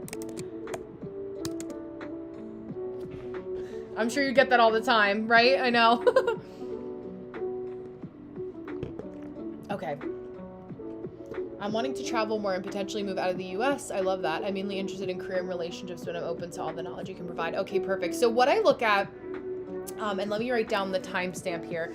So what I look at when I'm looking at astrocartography is a couple things. So during an astrocartography reading, just like with an astrology reading, we're never looking at your placements in an isolated context. So astrocartography is as if we took your moon sign down from the sky and saw the shadow that it casted on the earth. What's the energetic tie, right, to the astrology of place, the frequency. It's why like we want to go to, I was gonna say Dubai, arguably, like where's the place that I want to go? Egypt, right? I really want to go to Egypt. Hi Abigail. So for me, I was like, why do I feel called to go there? Even like I'm born into like a white as fuck family, like in New Jersey, like what is my tie there? And my Venus line runs through Egypt. So for me though, even though I have Saturn conjunct my sun and Venus and Pisces, it's not negatively aspected in my chart. So I'm not looking just at like, what's your Venus sign? We start with that, but I'm also looking at what are the aspects that are created in your natal chart. Hello, gorgeous. In your natal chart that influence the way that you experience that place, because you could, like, it's where we can kind of decide, like, okay, this may feel good for a night, but does this feel good forever? You know, like those kinds of energies. And I think just like from what I know of you, Cody, like you're a very adventurous spirit that also needs novelty. I had one of my colleagues tell me last week, like, she's like, Brenna, you have a very fertile mind. And I was like, yes. And I feel like you are also the same way, where it's like we need the stimulation, and if we don't have a certain amount of stimulation, that's when we can start to get ourselves into trouble and create some reasons for stimulation that aren't exactly the best, you know. It makes so much sense. Yes, Brazil. Let me tell you, the amount of Brazilians that I have in my TikTok comments that are there any Brazilians that are still here? Viva Brazil. Like, yes, very much so. Okay, so I'm going to pivot my screen so that you guys can see what I'm looking at, right? So with your chart, Cody, your natal chart, or when we're scrolling in here, let me see. Oh, hold on. This is my little back end. There we go. So we have this on screen. Go here.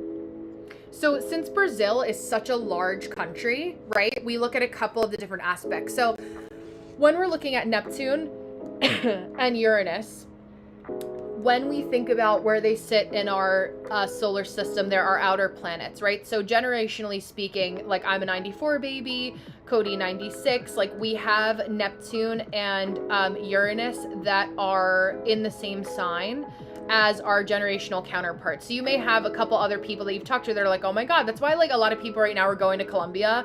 Like a lot of guys, like it's like I feel like it's the hetero male, for a lot of my hetero male friends. They're like, they go to Colombia on the bachelor trip, you know, like that's their place of choice. When they're around like our late Gen Z, early, or elder millennial, early Gen Z, whatever the phraseology is that time too. But when we see how big Brazil is as a country, there's also a personal placement that you have here, Cody, that runs through for you. So Brazil is a really big influence that you have with your Mars sign, right? So if we're looking at ways, like if you want to feel like you're actually exploring and you're going to be a Taurus and you have a little bit more of that energy to feel like you're going to meet people and network, Brazil actually is a good place for you because you would feel like you could explore a little bit more. Salvador, you know, Rio de Janeiro almost like runs exactly there, right? We look at, so the influence of the lines are within a 200-mile radius. So when we're kind of looking at that, there's a little, let me see if I can pop it up here. Down here on the bottom left-hand side kind of tells us. So if we kind of are doing the little math here. Yeah, you're within 200 miles of that radius of Rio de Janeiro for your Mars line. So, you know, just kind of looking at places that you would feel a little bit more called to explore. I actually would stay away from I wouldn't live for a long time on your Chiron line, just because, like, not that Chiron, like, dealing with Chiron, it's called our wounded healer, right? So living on a Chiron line isn't necessarily a bad thing, but it's like, I am here for now, not forever. We don't necessarily need to always be in periods of, like, deep emotional upset, and I think, like, that's, as a Libra, initially, like an October 3rd Libra, like you crave balance and don't always want to be upset. So I would also pay attention to that. Yeah, you have Neptunian, a little bit of that Neptunian influence too. Or do you, I'm just looking, what is your zenith? Oh yeah, your zenith is in Yemen, Saudi Arabia. That's so funny. Your Chiron line is your wounded healer. Does that run through? Oh, let me take a look actually. You're in Atlanta. I think your sun line. Oh, so your sun, but also your Neptune. So what also, like, the little description that it gives us on the right-hand side, which also can give a little bit of influence. So Neptune's energies are extremely subtle and non-material. Its effects are difficult to discern and act as undercurrents, which usually escape the rational mind. So that's where, like, when you hear any of us, like astrologers or anyone in the astrology space talking about Neptune, it's kind of like creates delusion. Also, when it's conjunct your sun or there's an intersection, is like people, like you may feel like people don't actually have a good read on your energy, or it can make you feel a little bit like you're drowning, you know, or like it's like, okay, I cannot come up for air here. Like why is it there's certain people that have such an amazing time here, but other people who are, it's like you have to temper delusion with solutions, right? Because so what I love, there's another astrologer on here named Bree Scarborough. Her handle is blue, like something like blue topaz or something like that. Yes, exactly. Yeah, and think of like with your Saturn return, right? Or your Saturn is in Pisces as well, right? So we're almost at the end. I can see what your lines are and the intersections and the aspects, but I can't see what the actual placement is. So Saturn and Aries, okay. Oh, interesting. So that makes sense of being interested in your Mars line too. But when we're looking at Saturn in Aries, so you're just about to hit your Saturn return because Saturn is still in Pisces for not that much longer. But when we're looking at Saturn in Aries, Mars being the ruler of Saturn, or of Aries rather, it's having discernment around like what actions that you're actually taking. So learning how to find the balance of your scales in March, yes, and not be too quick to act. You've already been thinking about moving for a while. So even though like once you move, things move very quickly, it's not that moving has been something that you're impulsively doing. I would look at a couple different things. So if you're talking about just to kind of come outside here and look abroad, I would look at different areas of the type of lifestyle you want to have and what their policies are for any type of visas or things along those lines. Hello, Shine. Welcome. Your moon sign, right? Your moon line runs through Ireland. I'm Irish as hell. Actually, my family is like from right in this little area here where it goes in an area called Galway. So that's really funny. Your Saturn also is runs through London, which is also interesting. We have Spain, we have France, we have England.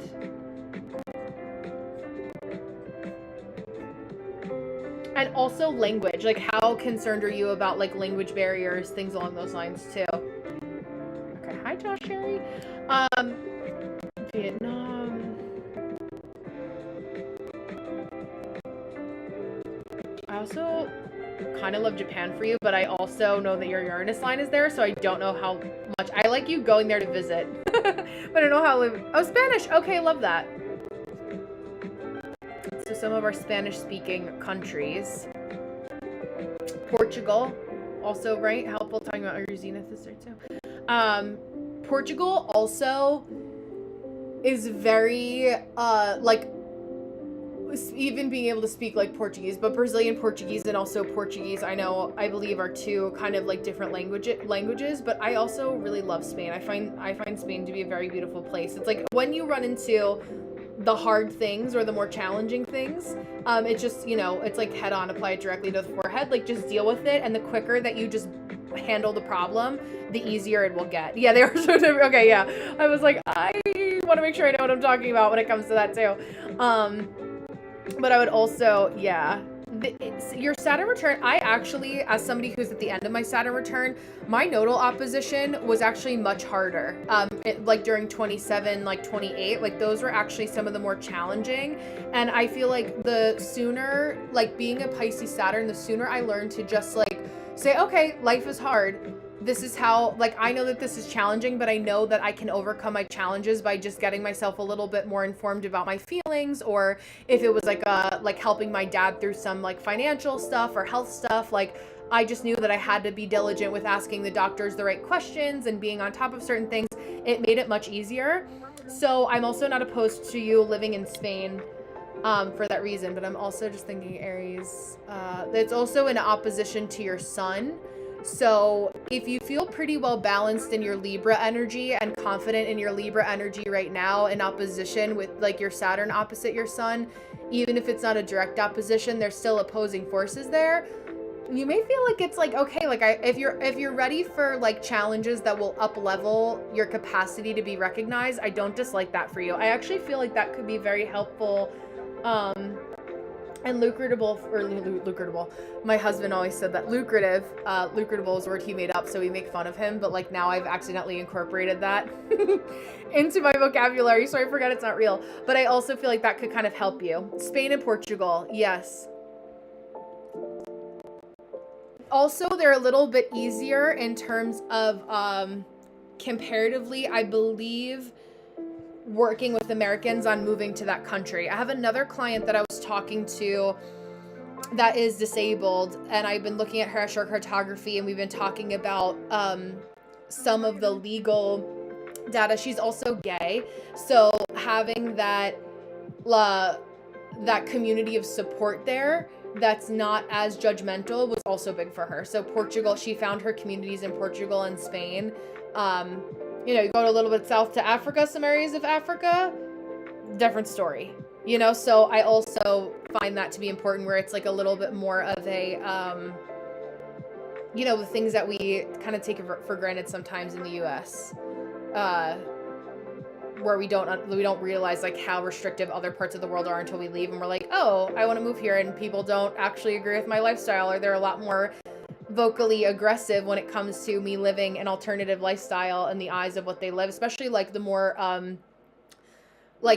countries that still operate a lot based on like religious schedules or anything along those lines. Like I think of any place that has like a call to prayer, like, you know, you have your pockets, but also like just kind of looking at those areas of the world. But again, I think that Brazil also, like, just intuitively, the places that you were looking at were right on the money of Brazil, Portugal, and Spain, and knowing those languages, but learning Brazilian Portuguese can also be really helpful.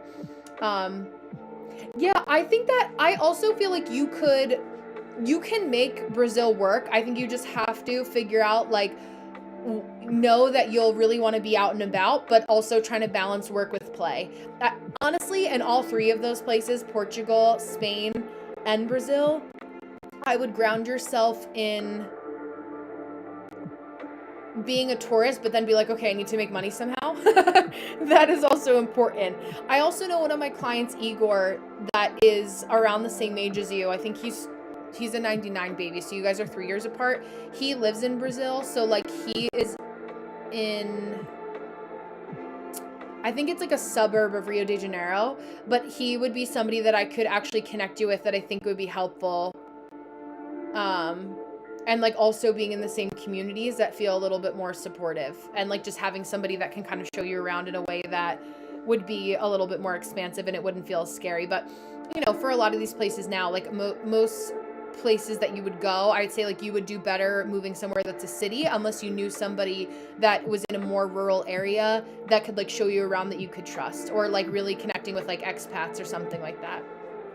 Oh, yay. Okay, great. Yeah, so already having that. I mean, listen, as you're such a social butterfly and you have that like interwoven in your personality, Southern hospitality, that I'm not like, I feel like you just like, it's that naturally gifted like saison to your personality. That's what my husband always says. He's like, you know, a little bit like, I know you're white, but like there's a little bit of that saison. And I was like, thank you, that means a lot to me. But I just like, I like people that are different from me, you know, like for being a white girl from New Jersey, I'm like, I could get like a Roman Catholic mass and penne alla vodka all the time. Yeah, I don't mean a stranger. I love that. I relate. Like I just enjoy, I don't know, being an inquisitive person. Yeah, truly. So I think you'll just feel like it's the novelty is also important to you. I find that important to a lot of my Libra counterparts. And I think just remember to, like, Brazil is one of those places I think you'll have to remember to balance work with play a little bit more. Same with Portugal. Spain, with your Saturn running through there, won't give you that option. It will let you know very quickly, Aries Saturn going through their Saturn return. So, you know, it'll be like, okay, it's time to get down to business. But I kind of like you going to Brazil and then going back up if you wanted to do that too. But I don't see any kind of glaring concerns in any of those locations. But it's exciting. It kind of feels more so because those places, like, the world is your oyster, and either way you'll have like a little bit of freedom. And I don't think I have a Nura and her partner, they had moved. Nura was a mentee of mine last year, 2 years ago actually now, and Nura and their partner moved to Colombia and were there for a while, and actually we're from Atlanta, which is really funny. So I feel like there's some overlap there too. Like you'll get an email from me, Cody, with the timestamp for this recording. So if you want to connect with Nura, that's also, I feel like, a good person for, like, just a very, like, also Libra, also a very good person for you to, like, has kind of had the experience in another way that can be more helpful in terms of, like, more of the logistics. Like, I can tell you the energetics, but when it comes to, like, being, like, on the ground, so connect with Nura. And I'll send them a DM so that you can also, let they also know. So that'll be good. Yeah, but I'm excited for you. I love that. Thank you for letting me read for you, and let me know where you end up. Oh, hi, Shine. I'm sorry. Hi, Katarina. Welcome, welcome. So I'm only doing paid readings for tonight. So I have my dual community. Cody is on TikTok, and I'm dual streaming at the same time. But I do have a link in my bio if you guys, I'll be on for, I think I have 2 more spots open. If you guys want to book with me and want to support me that way, it's $15 US dollars for 10 minutes. And the link is in my bio to do that. So, yeah, but happy belated, or no, wait, I was reading that wrong. Yeah. But yeah, birthday, time, and location. Missouri. I get a lot of Missouris. Yeah, I wish I had good placements in Portugal and Spain. I know. It's a beautiful place, but even places that are beautiful can be energetically challenging. Like, it can look really pretty, but it's like it doesn't feel pretty on the inside. Yeah, absolutely. Thank you, Cody. I'm happy to do that. Yeah. Yeah, but this is if you want to do some self-exploration too, Shine, this is, so you go to astro.com and then you'll put in your birth chart information first, and then you'll go to the right hand side and they'll be under, like, the free horoscopes astrology section. It'll say locational astrology. If you have, forgive me if you've done that already, but just that if you want to do some self-discovery and reading and spend some time with it, you can click on the line for the place that you're interested in working in or living in. And on the right hand side, it'll have a little bit of an explanation as to, like, what those energies will do for you too. So you can do a little bit of self-discovery on your own. But yeah, you're welcome. Absolutely. But yeah, I think it's like, we're all kind of, especially my Aries Saturn folks, like, you guys are in that position where you're like, fuck it, I might as well just try it and do it that way. Oh, okay, let me go back. That was my fault. Sorry. I only edited the TikTok link.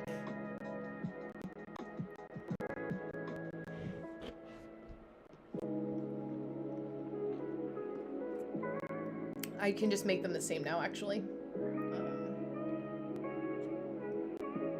Okay, I edited it. So it should, it's the 10-minute, so it's when you click on the link in my bio, it should say like a Calendly link that says, like, live mini, like, human design hotline sign up, and it's $15 for 10 minutes. Yeah, I just opened up, Katarina and Shine, I just opened up the link. So I opened up on, I think there's like 5 spots available. So you guys should be able to see it now. If you refresh, but it's the Calendly link, calendly.com for the hotline. And then I'll send you an email with the recording as well, so, the timestamp, so you can watch this again and again. Let me know if it's still giving you some grief. I do, Crystal, yeah.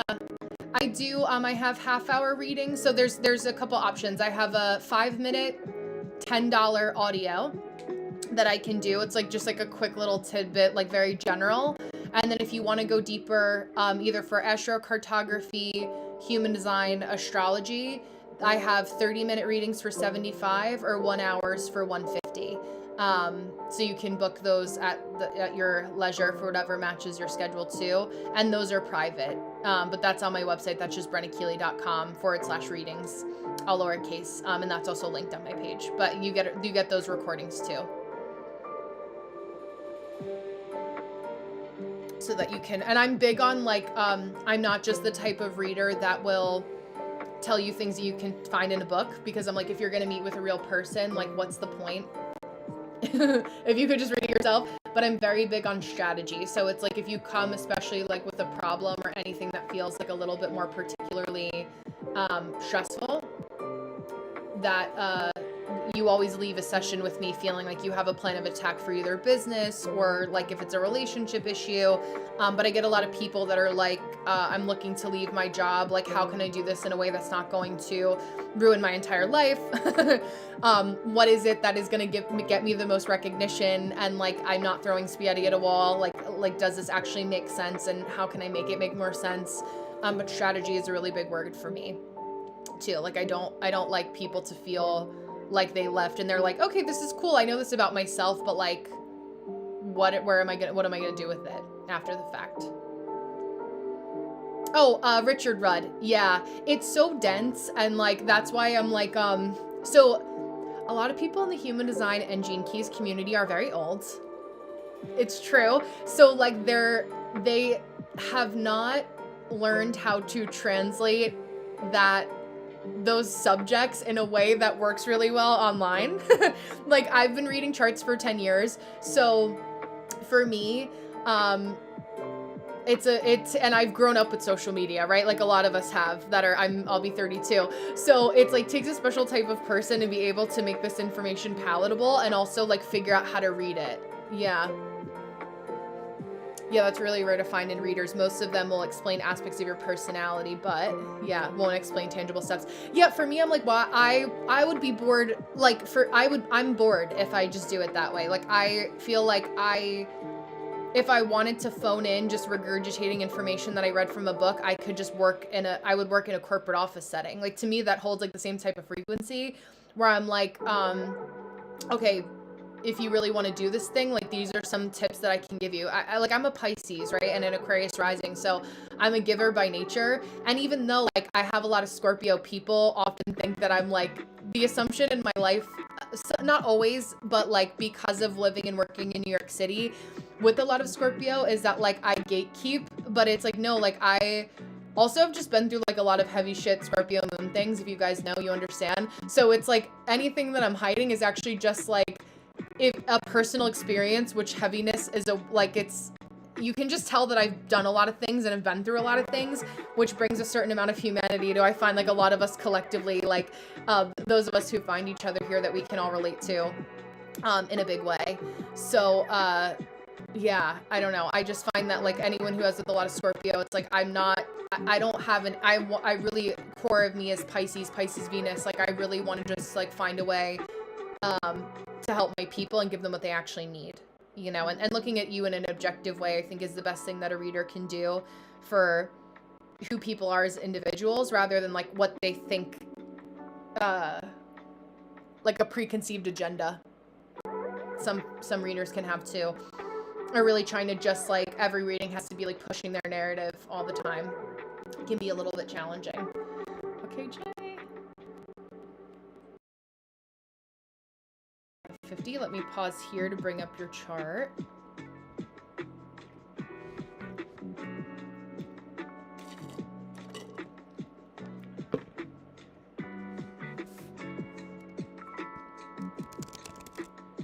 Just gonna send a quick message to my husband and bring me down water, because after that coffee, I need to hydrate.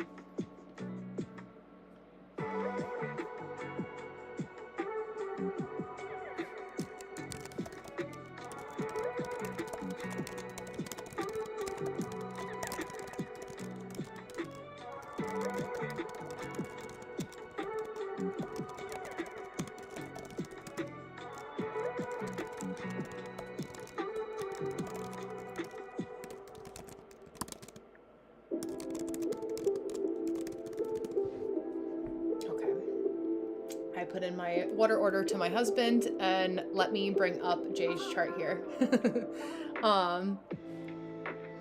Oh god, yes, Mystical Rebels is a perfect example of preconceived agenda. I blocked him so long ago. I was like, I could smell that coming from a mile away. Again, like, just being in like the New York like scene, you just can kind of like sniff out somebody like that, and it's like, it's giving predatory. Like, I mean, I know that a lot of like people know the whole Black Moon Taylor like story, but I was just like, I feel like he's like an industry plant for like not the astrological industry or something. I don't know. It's that kind of energy. Yeah, I was just like, Ooh, like I don't like that. Like that just feels like disgusting. I don't know. Best place to move abroad. Okay, perfect, Jay. I love this. I'm excited. Beautifully.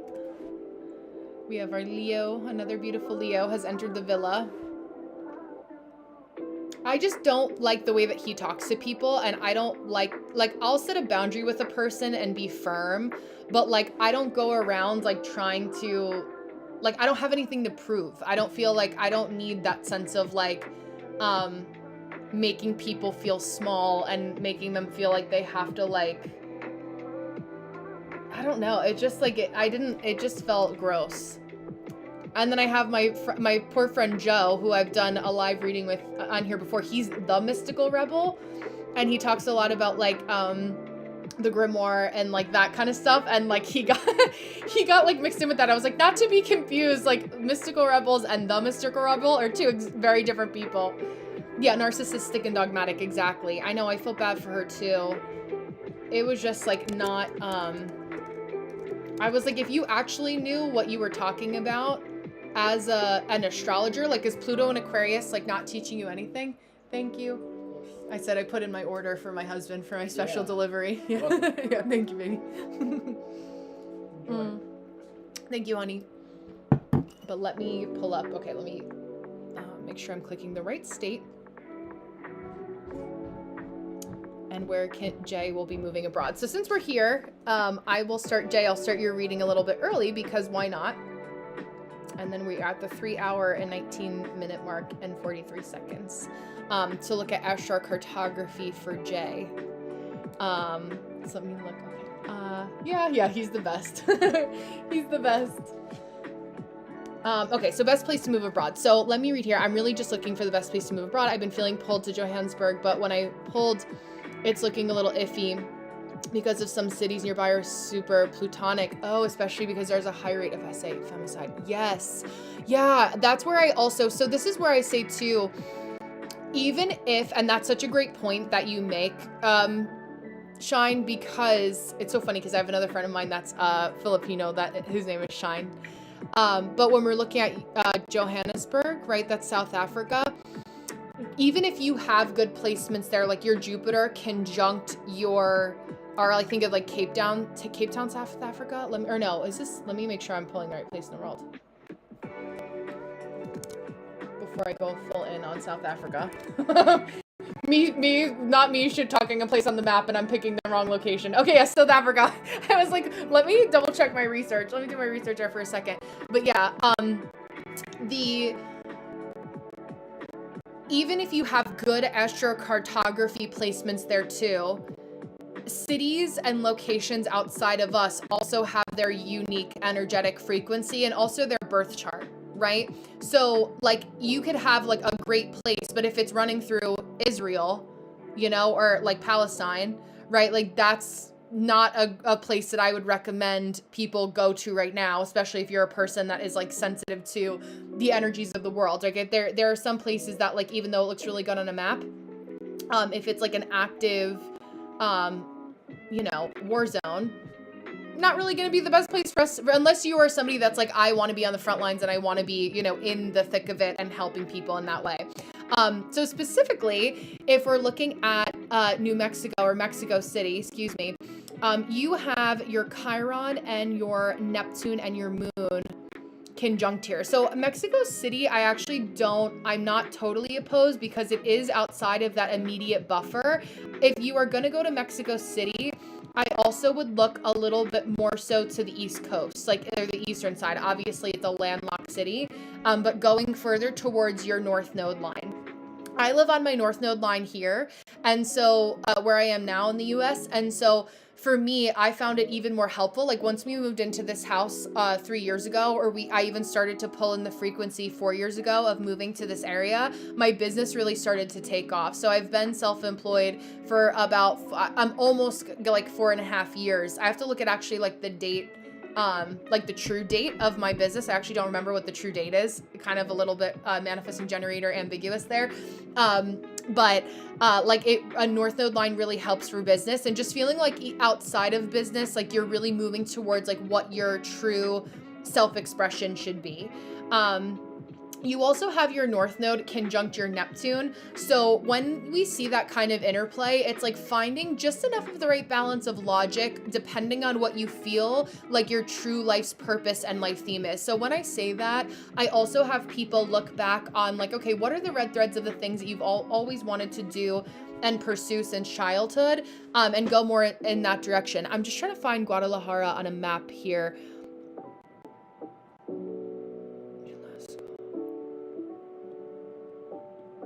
Because I know the name of it, but I don't know where. The reason I know of Guadalajara is because I used to watch Ugly Betty with America Ferrera growing up, and that's where her family was from, but I actually don't know where it is on the map.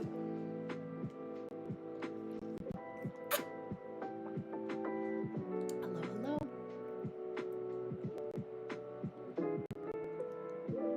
But Mexico City, Oaxaca, like this province, I guess it's called.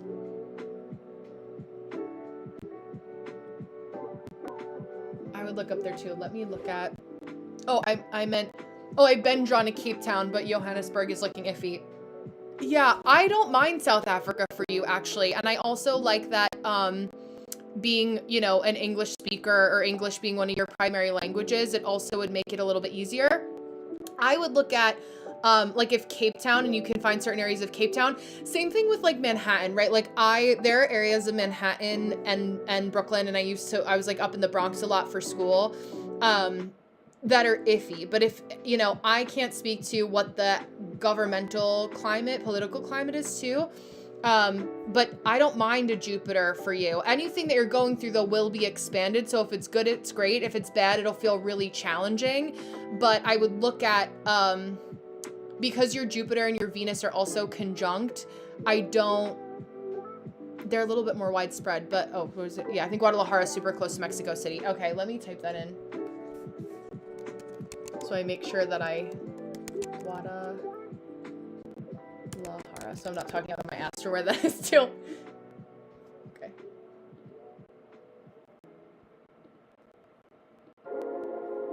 The help, I have a dual monitor set up here, so that's what I'm just trying to look it up quick on my right hand side. Thank you, Tash, I appreciate that. Maps. While that's loading, let me zoom out for a second here.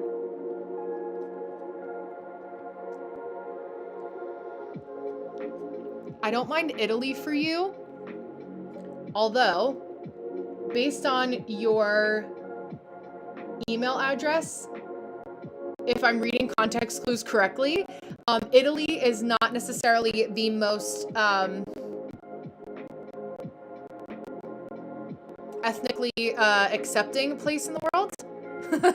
So I also would be aware of that. You know, if you are a person of color, there are some areas and cities that can actually be particularly jarring and a little bit racist in some of my friends' personal experiences, also from what I've seen on the internet. Just having to be cautious of that also. I don't mind London for you. I want to skip past abroad. You also have your Mars running through Brazil like Cody, almost the exact same locations too. So Rio also can be an opportunity for you. And then did this load Guadalajara finally?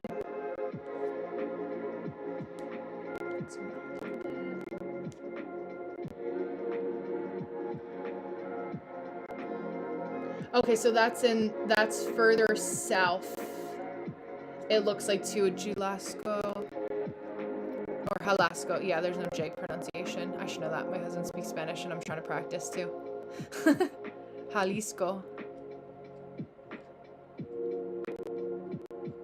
Yeah, your Chiron conjunct your moon. I mean, I definitely think it would be emotionally, Guadalajara could be emotionally healing, but I think I could picture you starting off there and then moving a little bit closer towards Mexico City. Actually, one of my friends I was just talking about that I met on Thursday, his family's from like closer up by Chihuahua, like he's Southern California, but he was in Mexico City recently, and he said to me that he would move there. And he's also like very aware of like making sure that he feels safe in an alternative lifestyle. So, you know, that being helpful too. Guadalajara's right by moon. Yes, in your Chiron, exactly, not 100%. I just know what type of energy that would produce. Oh, don't know what type of energy would produce. Okay, yeah, I want to feel safe. Well, definitely for working on, also looking to work on art, absolutely. I think like the best artwork, I'm an art historian by university degree. Let me unplug my phone here.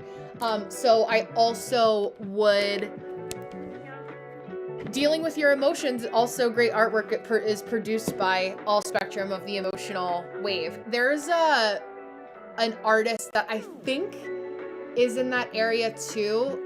Hold on. I'm gonna have you look her up, Teresa.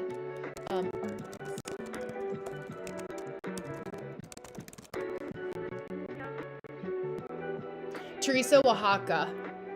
So she's in Washington, D.C. now, but she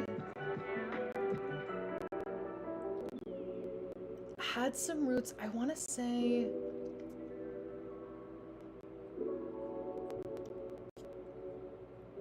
I'll send you the link because I worked on a podcast and that was her, she was interviewed at the time. I'll send her your way. But all that to say, what is your moon sign? Oh wait, hold on, let me scroll up because it'll tell me. Or go back here. I'm gonna stop sharing for a second.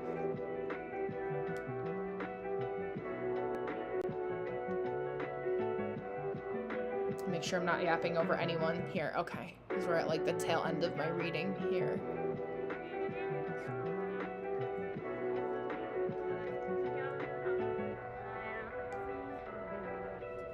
Pull this up in another tab.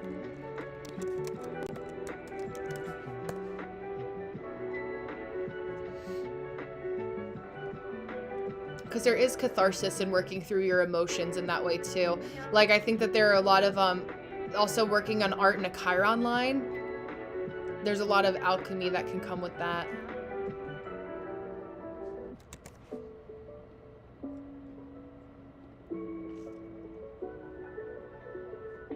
Oh, Virgo moon. Okay. Yeah, so the perfectionistic tendencies. Definitely having a little bit of overlap. Okay, let me see. And then your Chiron line in Gemini.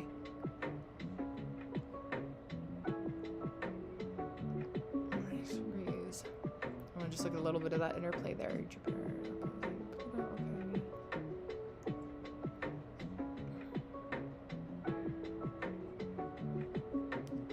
I love that it would give you, I feel like, a little bit of that extra structure to having a little bit of that too. So with Chiron and, well, Chiron IC, Moon DC, in that connection, I would say allowing yourself to feel, especially because of the type of energy that kind of exists in like a city like Mexico City or Guadalajara specifically, you have a nice blend of like being in a city that also appreciates a little bit more of a slower pace of life. So I think that Mexico City, arguably, but definitely your Virgo moon is going to be around a lot of hardworking people. I think finding ways to tap into different communities that you, even if it's not exactly an art community, that helps you feel enough structure without feeling pressure is always going to happen, or always going to be a little bit of a balance. So make sure.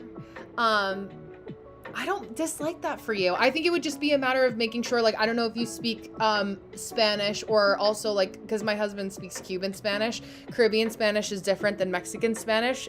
Mexican Spanish is like so much more, and my husband's words, like, proper.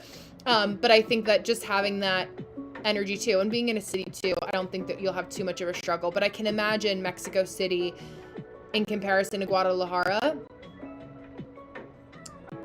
may be slightly different, especially because Gemini Chiron in your third house. Like, I wonder if there would be any kind of potential like language barriers or dialect barriers initially, or like trouble navigating like moving around, which also can be like certain things in schedules as a Virgo moon, like anything that you can do as a Virgo moon to research your way.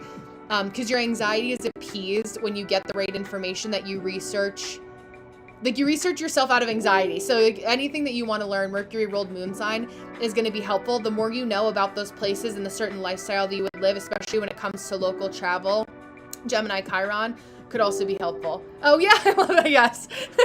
I'm also a projector, so not a fan of labor. I love that. Well, I have a lot of projectors. So I have one projector artist who was here earlier, Rachel, that has also been working on murals. And I also feel like that's a really great project where if you did like any kind of like murals or like stint work where you work on one thing by yourself for a certain period of time, that can also be helpful. And also in some of those communities, like I was talking to my friend who just visited, like sometimes you can, it's a little bit more like accepting, like you're like a little bit more of that exception to do a little bit of bartering too. I also, it's so funny because I just found this as I was cleaning my office. I don't know if you were on for that too, 333 as I look up here. But these websites for grants for artists, because I used to work in arts and music management in the city for fine artists and musicians. But I wonder if there would be some overlap. I haven't looked at these in a while because this is also like, it's my handwriting, but it's my old handwriting. Oh, singer-songwriter. Okay, that's helpful too. Oh, I love that. Yeah, art opportunities monthly, call for entry. That may be more so fine art, but I wonder, check out as well. I know it's New York based, and I know that at least from where your birth, I don't know if you live in the city or the state that you were born in, but I just mentioned this the other day to somebody, NYFA.org. It's the New York Foundation for the Arts.org. And if that can kind of give you some, like if there's some sort of like stipend or something that may be helpful, but I don't know enough about the arts community I know that there is an arts community though in Mexico City, and an appreciation for the arts there, obviously through music and song. So just start to even see if there's any kind of like artist grants or retreat spaces that are used to working with like American artists or people that are moving abroad may be also helpful too. Just to start to poke around a little bit. Again, anything that helps to alleviate the Virgo moon anxiety of being on the, like just researching your way out of anxiety. I don't know if I have any other Virgos that are in the chat or Virgo moons, suns or risings, but you just need to do enough of the research to say like, okay, this is how I answer that question. Yeah. Oh, in Atlanta. Okay, I have another Atlanta artist. I love that. Yeah, I think that's so funny because I was just talking about Nura and their partner. Was one of my clients that moved to Colombia from Atlanta. But yeah, I feel like there also has to be somewhere. It may be very small and very niche, but I would also look at grant funding. I just went to see, for my mother-in-law's birthday, we went to see the Buena Vista Social Club musical that was on Broadway, and it was really, really good. And there's a documentary about it, which I guess is how they ended up making the Broadway play. And the Buena Vista Social Club was a social club that was like a place for musicians to play right at a time when it was getting very political in Cuba. And which has always been political, but I digress off that. But the premise of the musical and the premise of the documentary was that there was this kid in the 90s that was a college student, I believe, or just like a young ambitious musician who was working on grant funding to talk about the Buena Vista Social Club and this popular musician, Cuban musician, and musicians that came out of there. So he got a grant to also work on that project. So like a lot of like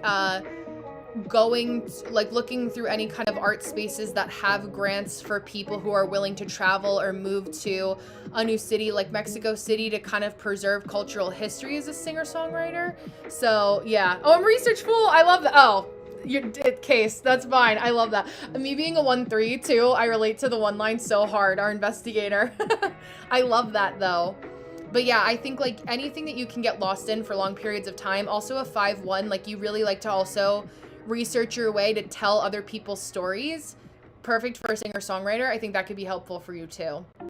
So I really love that for you. But yeah, let me know where you end up. I'm excited. And any kind of grants. I wish I could think of more of those places that I knew to help you. But I really think that as a projector, it's like, okay, here's $6,000, to go to Mexico City will help you find a place to look at.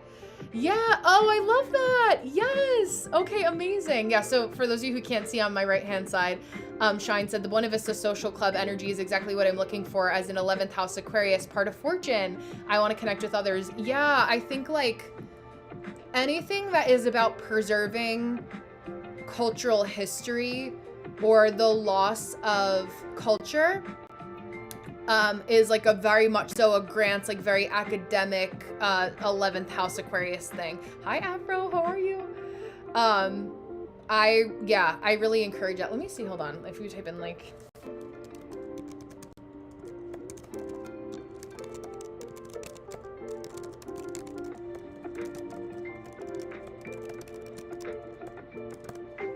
I just typed in like Mexico City grants singer-songwriter. Okay, so there's some, so there you go, Cubit. Celia Cruz Legacy Scholarship at the Latin Recording Academy.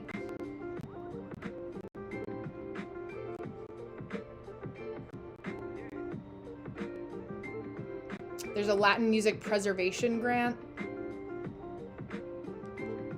A community music mini grant opportunity is now open. Last call for our music loving community. That's something from Facebook. Latin Grammy Cultural Foundation. Res Artis I used to use a lot in school. So it's for you, Jay, RESARTIS. Residency Scholarship for Writers, Mexico. This is fall of 2025. But also like you can kind of like, if it's a way for you to get there as a writer, you're a singer-songwriter. So like that is writing, obviously. A 3-week self-guided residency, because as a projector, I was saying earlier, your environment is so important to you. So I would look into, and also the Recording Academy Latin Grammy Cultural Foundation grants. Look into that also. I need to book a long reading with you. Yeah, thank you so much. Yeah, the 1-3 in me is such a nerd. Like, I just know where to look. I'm also an Aquarius rising, Mars and Mercury. So, like, like all of those placements of mine falling into your 11th house conjunct your part of fortune is like, oh, how are we going to make you real money? Where can we find the people? You know, how do we communicate? How do we pitch to this organization 11th house things to, like, get you the grant? I actually, when I worked in arts and music, I worked for this non-for-profit called Make Music New York, and every summer solstice, which also harkens to what I do now, you know, with astrology and the solstice energies, I was doing in the city. They have what's called bids or business improvement districts, and also like there's different councilmen and women that are like represent like District 1, which sounds very Hunger Games, but like different districts. And so I spent a lot, like a big portion of this part of the year writing grants to get funding for our cultural events in New York City. So, oh, I love that. That's so perfect. Yeah. So Celia Cruz, the first thing that comes up when I typed in Google Mexico City grants singer-songwriter was literally the Celia Cruz Legacy Scholarship. Let me click, yeah. Let's see what it says. Yeah. Well, I'm good. Yeah, snowed in. I know. It's been so snowy too. My friend, so I have one of my friends, Ryan, that I had mentioned before. He was like, he just texted me. He's in Charlotte. And he goes, I talked so much shit about the snow last weekend. Now we got so much. So he's also in your corner of the world. Hi, loving sister. Oh yeah, so I am talking about this, what we're looking at is a map called astrocartography. So it's a version of an astrology reading which taps into like a personal connection that you have with the frequency of a certain geographical location. So the not so fancy way to say that, or in shorter sentences, it's like, you know how like we all have those places that we felt in the world that we always wanted to visit, even though we didn't know why we wanted to go there? That's what these sessions kind of reference, or an astrocartography chart is looking at. So for Beautiful Shine, who I just read for, we were talking about where they could go for being a singer-songwriter. And so I was just doing a little bit of a Google reconnaissance mission to help look at where Shine could get some grant money to travel. I'm like, so that's where all my Scorpio comes in, where I'm like, where do I have to do all the research to find the way to do that? Scorpio from Rome, hello. Oh, I love that. Priscilla, what industry are you in? as a Scorpio, like a lot of things, like you're really good at tracking and data, and like are always, you know, with I have a Scorpio moon, so I understand very well. But we always want to figure out like a level of what we do always requires a certain amount of detective work. So that's why I'm like kind of knowing what to Google, helping my people is a way that I like to be able to use that. So if you have a specific industry, let me know. Yes, we're not used to a lot of snow. It's been, yes, a long time. I know. Well, that's what they were saying. Like, it's funny because Ryan sent me a picture of like the snow last weekend. And I was like, Ryan, there's more napkins on the ground than there is snow in the picture that you sent me. And we were laughing. And I was like, yeah, so long story short, he manifested the snow for you guys. He's a very late degree. He's like 1 degree away. He's also a 29-degree sun like my husband. And he's almost Libra, but he's a 29-degree Virgo. I was like, you need to be careful with your words. Oh, acting. I love that. Well, I feel like a lot of the roles that you would enjoy, I also would look at, there's 2 different camps that actors and actresses can go into. And one is like a method actor philosophy, and the other is just, I don't know what it's actually called, but it's just like kind of generic acting. Where like when you are a Scorpio that's in the acting space, you really want to research like the psychological, the psyche of your role. So like really understanding, you're welcome, loving sister, really understanding like how, like who that person is, that role that you're playing inside and out is really important. Since you're like a fixed water as a Scorpio, it's like you're probably find that like it's okay for you to get a little bit more like cast typed or like consistently playing like one role or one type of role. You know, if you're in the beginning stages of your career in acting, bouncing around a little bit and figuring out what you want before you land on like getting typecast like for a specific kind of role repeatedly, that isn't a bad thing. You know, there are some people who have great longevity in careers in acting because they consistently have been on a soap opera for 35 years and they play that role really well. So it's finding that balance as a fixed water of like, okay, acting is the goal, but how much change are you looking to do? Do you like more like medically driven shows? Like, do you like learning about like the different medical terms? And is there somebody in your life that you know that you can shadow or like, you know, ask about different medical terms that because you're playing a nurse in a film, things along those lines too. Or you may find that you enjoy like playing Frida Kahlo, since we're talking about Mexico City. You know, you want to play more of like an artist. You want to be an artist that's playing an artist. Be an actor that plays the role of more art space, like documentaries. You know, things along those lines. Kind of figuring out. It's more like the logistical advice that I can give you based on being a Scorpio, but really getting like deep into the research portion and the psychology of acting is actually a much better way to make you a really good Scorpio actor too, because you want to know everything inside and out and like no energetic stone left unturned. That would be my quick tip for you at the moment. Yeah, you manifested it too. Exactly. That's so funny. Yeah, I find I don't know. Like the more it's like everyone was kind of like freaked out about it, and I think with the expectation of snow, it made it happen faster. I don't know. You see a little bit of that too. Berkeley Global Host Energy. Oh. I'm gonna, Jay, if you're still here, because I'm gonna email you, I'm gonna add this link because the Latin Grammy Association, I feel like just feels like a really good in for you to explore. I'm just gonna include that link in your email.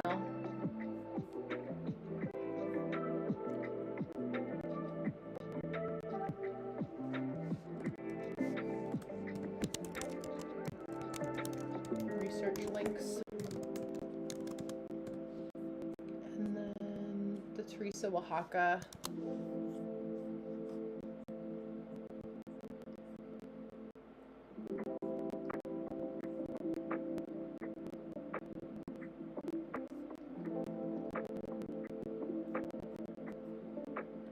X that out. Okay.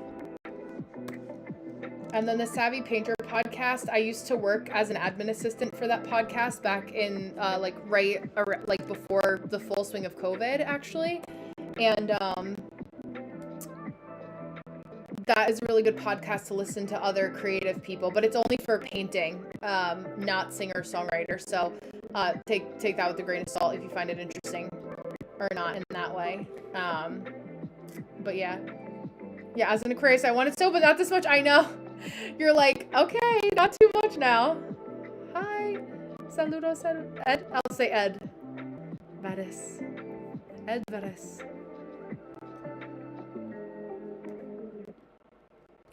Okay, but yeah, you're very welcome, Priscilla. Any last minute questions before I start to wind down for the evening? It was nice to spend, I didn't expect to spend 4 hours on live today, but I'm glad that it worked out where I could connect with you guys. Saturdays have felt like a much better day.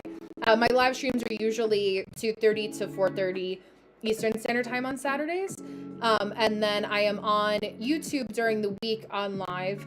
From 1 to 3 p.m. plus, doing a co-working session Eastern Standard Time. But I do live paid readings on Saturdays, and then any questions in between, I'll answer in brief in between anyone's booking. So anyone that booked with me today, and every time you book with me, I do send a copy of the recording with the timestamp so that you guys can look at your what's it called? Watch your reading with me again and again, because I know sometimes it's a lot of information in a very short period of time. Hard to remember it all. I know that I feel that way in a reading. I'm like, wait, what did I just listen to? What is it? Estados Unidos? Nueva York. On de Bad Bunny, I was thinking of Nueva York. Grateful that you chose to spend your time. Yeah, absolutely. Yeah, it's so funny because when I first started on live, like when I like the novelty, I literally would be live Monday through Thursday every day for 4 hours. And I'm like, I feel so old. Like I feel so much older now. I mean, to be fair, I've gotten a lot busier. Thank God, with the clients behind the scenes. So like I would have the energy if I wasn't busy or doing other things. And, I have Substack now. I'm on YouTube making videos, and I'm also obviously on TikTok here. So it's like all those the moving parts has shifted because my schedule has shifted. But yeah, it is a long time. It's technically half a work day, right? Like if I worked a part-time job, the 4 hours would be that. But hey, yeah, I know. I just got home from Walmart. Oh my God. Yeah, absolutely. Nueva York, sí. I can do translate to make sure that's right. Yeah. It's sí, hermosa or hermoso. But yeah, I do not. Walmart is like, I have to mentally prepare myself to go to Walmart, but they have this stuff is so affordable, but I feel like you pay with pieces of your soul when you go to Walmart in a snowstorm. But yeah, whenever you're ready to link up your Patreon again, let me know if you run into any issues, but it's pretty straightforward. If you use the same login, it should bring you back to regularly scheduled programming. Oh, Ecuador. Oh, sí, okay. Hay muchas personas aquí en TikTok de Ecuador. Yeah, absolutely. But yeah, I'm glad I got to connect with you guys tonight too. It was nice. This also helped. There's this woman she's a Balkan New Yorker, and it's like the Ludzovic family. And I like got on her, like she'd been on my For You page, and I was like, wait, I have to follow her because she's like so motivating for like, if you ever want to feel motivated to clean, watch a Balkan person clean their house and you'll be like, I feel like I don't clean enough now. And this was her Dunkin' order, so I tried it today. It's a large iced coffee, 5 liquid cane sugar, 5 cream. I was like, okay, now I need this because that's how I've been on for 4 hours. Is all the caffeine. I always have an afternoon cup of coffee, but that definitely carried me through. And I was like, now I know why she's a mom of 4 and has so much energy. It feels very motivating. But it was a little sweet for me because I'm not like 5 liquid cane sugar. It incorporates into the coffee. I probably do like 3 liquid cane sugars